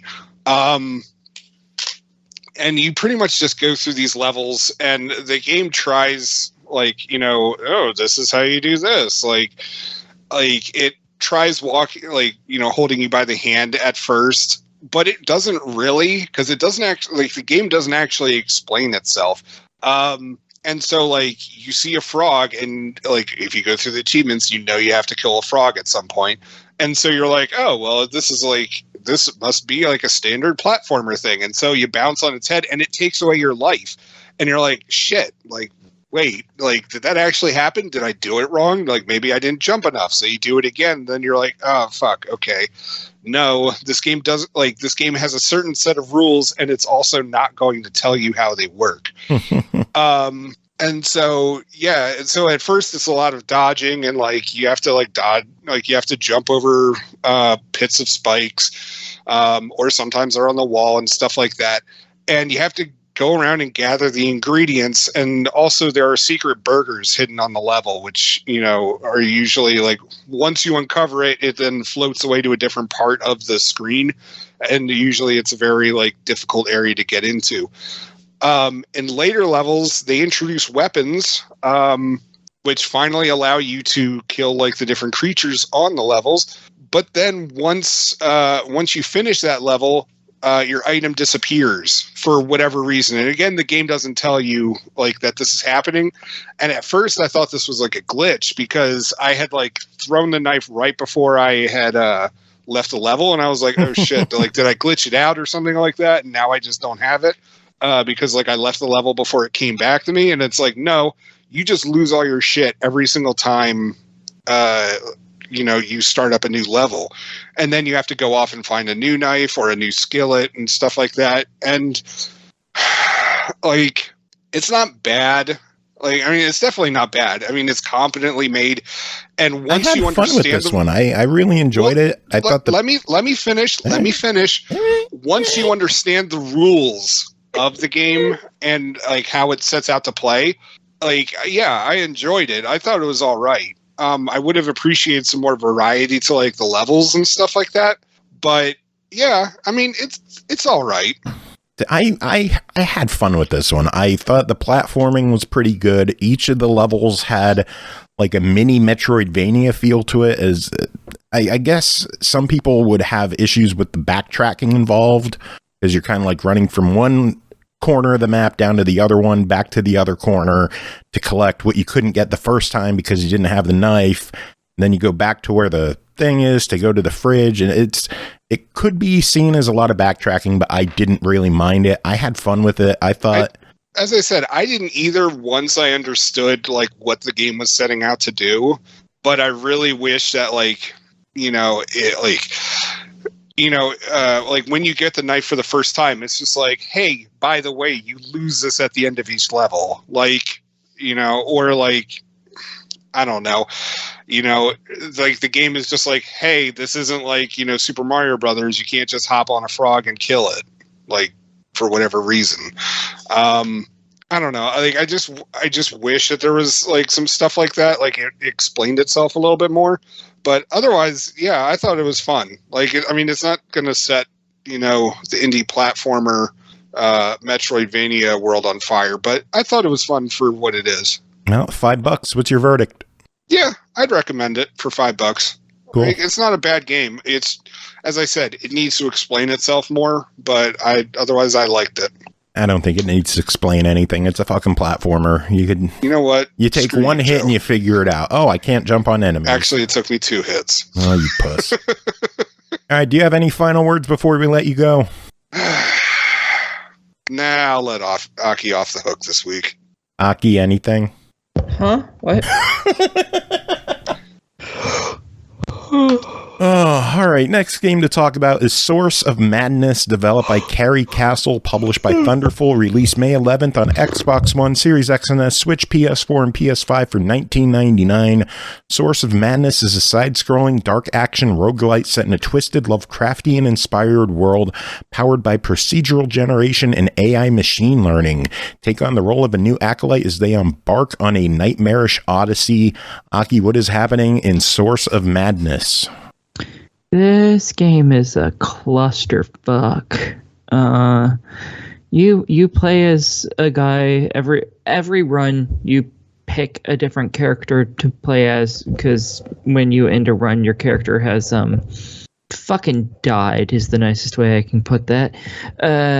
And you start off at the beginning again, and you pick a new character. You can get upgrades that pick between more and more number of people. But they're only in classes that you've unlocked. And you unlock those by finding like a grave in the game. But once you pick your character, you head outside. They also have 2 rings equipped to them, which tell you what special ability they have. And you kill Cthulhu monsters, basically. And it's a clusterfuck. The Cthulhu monsters, they break apart. Eventually, if you keep hitting the same area on the monster's body, it'll break off, and then it's just there in the way, so you can't see anything. And some of them have a lot of health bar, so a lot of pieces get broken off. So it's really hard sometimes to see what is and is not an enemy. And then because they're Cthulhu monsters, they're made of fucked up. That's all they're made out of, is fucked up. So, it might have like a tentacle in the front. I don't know what I was about to say. Tankle? Yeah. You might have to tankle. It might have a tentacle in front. It might have, some leg-like things but don't have any feet that snap together and wiggle around. Like, they're made out of what children would describe as nightmares. I just think they look silly, but it's like a mixed bag of just random chunks of different things attached to the body. And so you never know what's going to hit you or try to hit you. Things sometimes glow when they go to attack you, and you're supposed to avoid the glow. I've never figured out how to manage that, because it glows for a while sometimes. Other times it doesn't glow for very long, and it's like I don't know. In combat, it's really hectic because often it's not one-on-one fights. You might have 3 or 4 or 5 of these things show up and come and try and wreck your shit, and then with all the pieces of them all over the place and stuff, it gets very hard to tell what you're trying to do anymore. Yeah, I'm looking at screenshots for the game, and there's a lot of them. It's just very hard to understand what's going on. Yeah, and it doesn't help that the environment itself is fucked up too, and it looks a lot like the goddamn creatures. So I've lost sight of the creatures numerous times, and they've kept attacking me, but I don't know where they actually are. And it's really easy to get your character killed. You level up your gear and by actually getting money in the game, and then there's a store in every level or more. Some levels only have one. Sometimes you might be lucky and you have a few because it's all randomly generated. But I think they always give you at least one. But you can sell the garbage that you find, which is a lot, and pick up hopefully some upgrades to decent rings. And the rings you want are the ones where you can just hold down the trigger buttons and never take your fingers off of them. They just auto-fire forever. Because otherwise, the game gets way too difficult. It's better when you just have the ability that just goes pew, pew, pew, pew, pew constantly forever. But you can upgrade your hood, because, yes, your character wears a hood, because they're a cult member, and therefore they have to look stupid. And all the hoods have different abilities. They almost always give you some extra life, but then they might also be like, oh, you have your powers cool down 5% faster, or oh, you do more of this type of damage, be it like nature damage or fire damage or what the fuck ever, or it's like, oh, you have more resistance to this type of damage, whatever. Whereas the rings are just, your ability that you can use. Each ring is tied to a trigger button. You get some other things that help augment your strengths, little crystals that you can almost always buy. It's hard to find those actually dropping anywhere. And a couple like turrety things that are just extra powers that you can equip that go to the bumpers.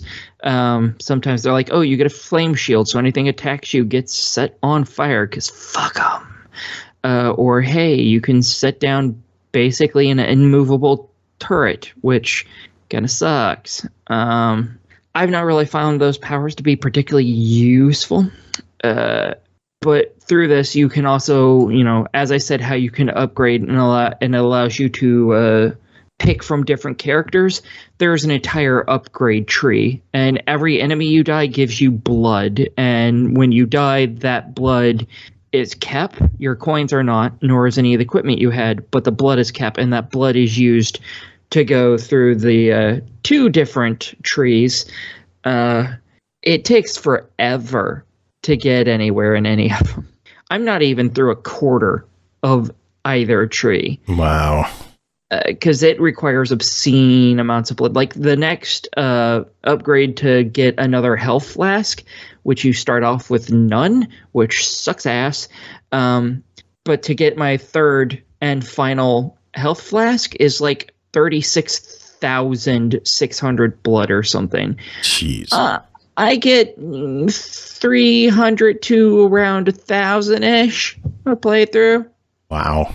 Yeah, that's just one. A lot of grinding.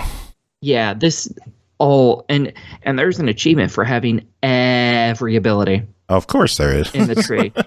And that's just one. That's not to get to the third. No, that's just to buy just the third one. And there's 3 of them before it, because you get a half of one, you get one, and then you get 2, and then you get the third. And it's like, holy fuck. And that's not even the only type of blood you get. You also, there's boss monsters in here. Usually there's 1 in between you and the very end of the level. Sometimes they put in 2 or 3 because they really want to say fuck you and let you die before you can even get to the second section of the first act. There's like 4 acts. I've never finished a single one. And when you kill those, you get a special blue blood thing. Only 1 per each one you kill. And the cheapest item you can buy on there is 15 of those, I think. And there's a bunch of those that cost like 50 or so. So again, a fuck ton of grinding. That's all this game is. It's grind. And sadly, it stops being fun because of that. Because it's like, it wants a little too much grinding. Like, I can understand some of the end-tier stuff being somewhat grindy. I think 36,000 blood is a bit much, especially to get health refills that you fucking need to get anywhere, because I've still not finished the first fucking act. Oh, shit. And that is, the third one is the last one you fucking get, and I still cannot get through the first fucking act. Jeez. Well, the game's sitting at $20. What are your thoughts on it? I have to pass on this one. I think people who like really grindy, super hard games, they might like it, but for 90% of the people out there or more, you're not. This isn't going to be fun for you. It's too much grinding, and it's just unnecessarily difficult in my opinion. All right, so some rebalancing, and it could be a good one, but as it stands, it's gotta wait. Yeah, it needs a lot of rebalancing to remove a lot of that grind. Jesus. Well. All right, well, we got one final game to talk about tonight. That is Zombie Army 4 Dead War Ragnarök Parts 1 and 2, developed by Flix Interactive and Rebellion, published by Rebellion, released May 5th for Zombie Army 4 for $9.99, available with 3 new characters and hats for $14.99 in a bundle. The nightmare is almost over. Hitler's hell cult has been torn apart along with the occult mastermind behind it, yet the few surviving cultists have retreated deep into hell and have put into motion the mysterious Project Ragnarök. Aki, what's going on here? Okay, first I'll start with the 3 costumes. One is Future Carl, and he has like robotic limb and a robotic eye and stuff, and it looks really fucking cool. Then you get a investigator outfit for, I believe his name is Billy. He's the black guy. He's a sailor of some sort, but he gets an investigator outfit, which looks really good on him. And then you have one for Marie, I think is her name, and she, I believe, is an Italian spy, and it's old style lounge singer wear, which surprisingly doesn't look that good, sadly. You got the second guy's name wrong. It's Josiah. Yeah, I couldn't remember any of their names at all. I remember Carl and June, because that's why I have the store pages open. That is a good idea. Carl's the main character in all the Sniper Elite games, and June is the character I play as, so those are the ones I know. But those are the 3 outfits you get. They're just extra skins. There's nothing particularly amazing about any of them. I still play it as June because June's cute. And then the actual levels are the 2 Ragnarök levels, in which you go to hell purposely. You send yourself straight to hell. You're working with Schneider? I think that's his name. Schweiger. God, that was close. Schweiger, yes. Who has been in hell. He is actually a resident of hell at this point, through other parts in the main story and DLC. You deal with him a whole bunch in hell, because that's where his ass is stuck, because he's a fucking idiot. And you guys are basically ending the Nazi regime fucking finally, because they've all the Nazi people have decided to go to hell to set up some sort of special weapon to kill everyone. And so you go to hell to stop them. Yeah, if they had that weapon, why didn't they just do that in the first place? They were still figuring stuff out, trying to make it. And excuses. Fucking villains. Pretty much. Yeah, Nazis aren't particularly useful. And that holds true today. Yep. Though the one cool thing they do in this is you get the you get the doo-doo. Is you get to fight a fucking giant shark. As I guess it's like a kind of like a boss fight. It's so fucking fun.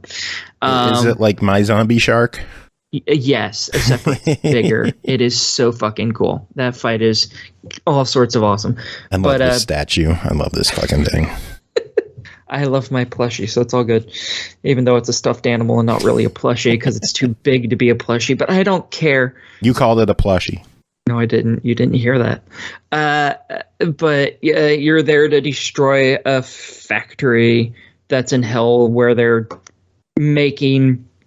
actually making all the big elite enemies that you fight throughout the game, like the heavy gunner, the flamethrower, the butcher. You actually go to the factory to destroy that place so they can't make any more of them fuckers. And then you chase after the heads to go kill them. So, yay, put down all the Nazis. They're gone. Woo! Yay! And Nazis. then they set up fucking sequel bait. Really? I thought this was the end. Yep, they put up fucking sequel bait at the end, and I am not happy. Son of a bitch! I don't know if there's going to be any more in this game, but it might be them setting shit up for Zombie Army 5. Zombie Army, yeah, they might be making another Zombie Army game. But they definitely, the end of this sets up a fucking sequel. And I thought we were finally getting the end of this, and nope. I know, right? I just like in the Sniper Elite games, I just want to kill Hitler and be done with the fucking war finally. I just want to see the end of this. And both these games are just like, how about no, you just no. How's that sound? Fuckers. Well, it's $10 for the bundle, or $10 for the 2 stages, and $15 for the bundle with the skins. What do you think of everything? If you really like the skins that you've seen so far, I say go for 15. I think it's decently worth it. If you don't really like the skins, I think the DLCs are really well done. They're not a whole bunch of, here, now you get to sit here and wait for like 10, 20 minutes killing a horde of fucking zombies that are just going to keep coming and coming and coming until that time's over. Yay, no more of that shit. Thank fuck. I hated that.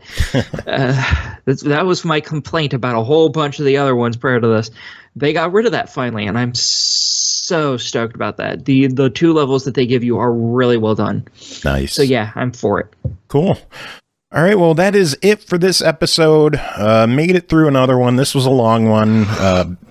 Big thanks to Pernell for coming on and hanging out with us as we chatted with Nate Horsfall, Dan Behrens, and Grant Henry. Go check out Soundfall. The game is out now. I can't wait to get my hands on it. It looks so fucking cool. It just, I want to play it. I want to play this game. We're going to end the show with Discordance from Danimal. So, Aki, do you have any final words to end it? Happy birthday to me, motherfuckers. Yeah, happy birthday, Aki. And Carnage, his is tomorrow. Yes, happy early birthday. I like that yours are like day right before each other. Yeah, I'm pretty sure my stepdad's is the day after Scotty's. It's either 1 day or it's 3 days. I don't remember exactly. Like me, my grandfather and my stepfather all have birthdays within the same month. I think my grandfather's is on the 4th, and I think my stepfather's is either on the 16th or 14th. So, yeah. I didn't even realize this week was my birthday until earlier this week when my mom told me it was. How do you not know? Because I don't keep track of the date. Oh, that's fair. And my birthday isn't particularly important to me because most of y'all had birthday parties growing up. I didn't. Mhm. I would go out to eat with my family maybe, and that was it. I didn't have friends growing up, so I didn't have any big parties. So my birthday was just kind of like, okay, whatever. I get some good food. I'm good. Well, instead you're going to get some good music. So Danimal, take it away.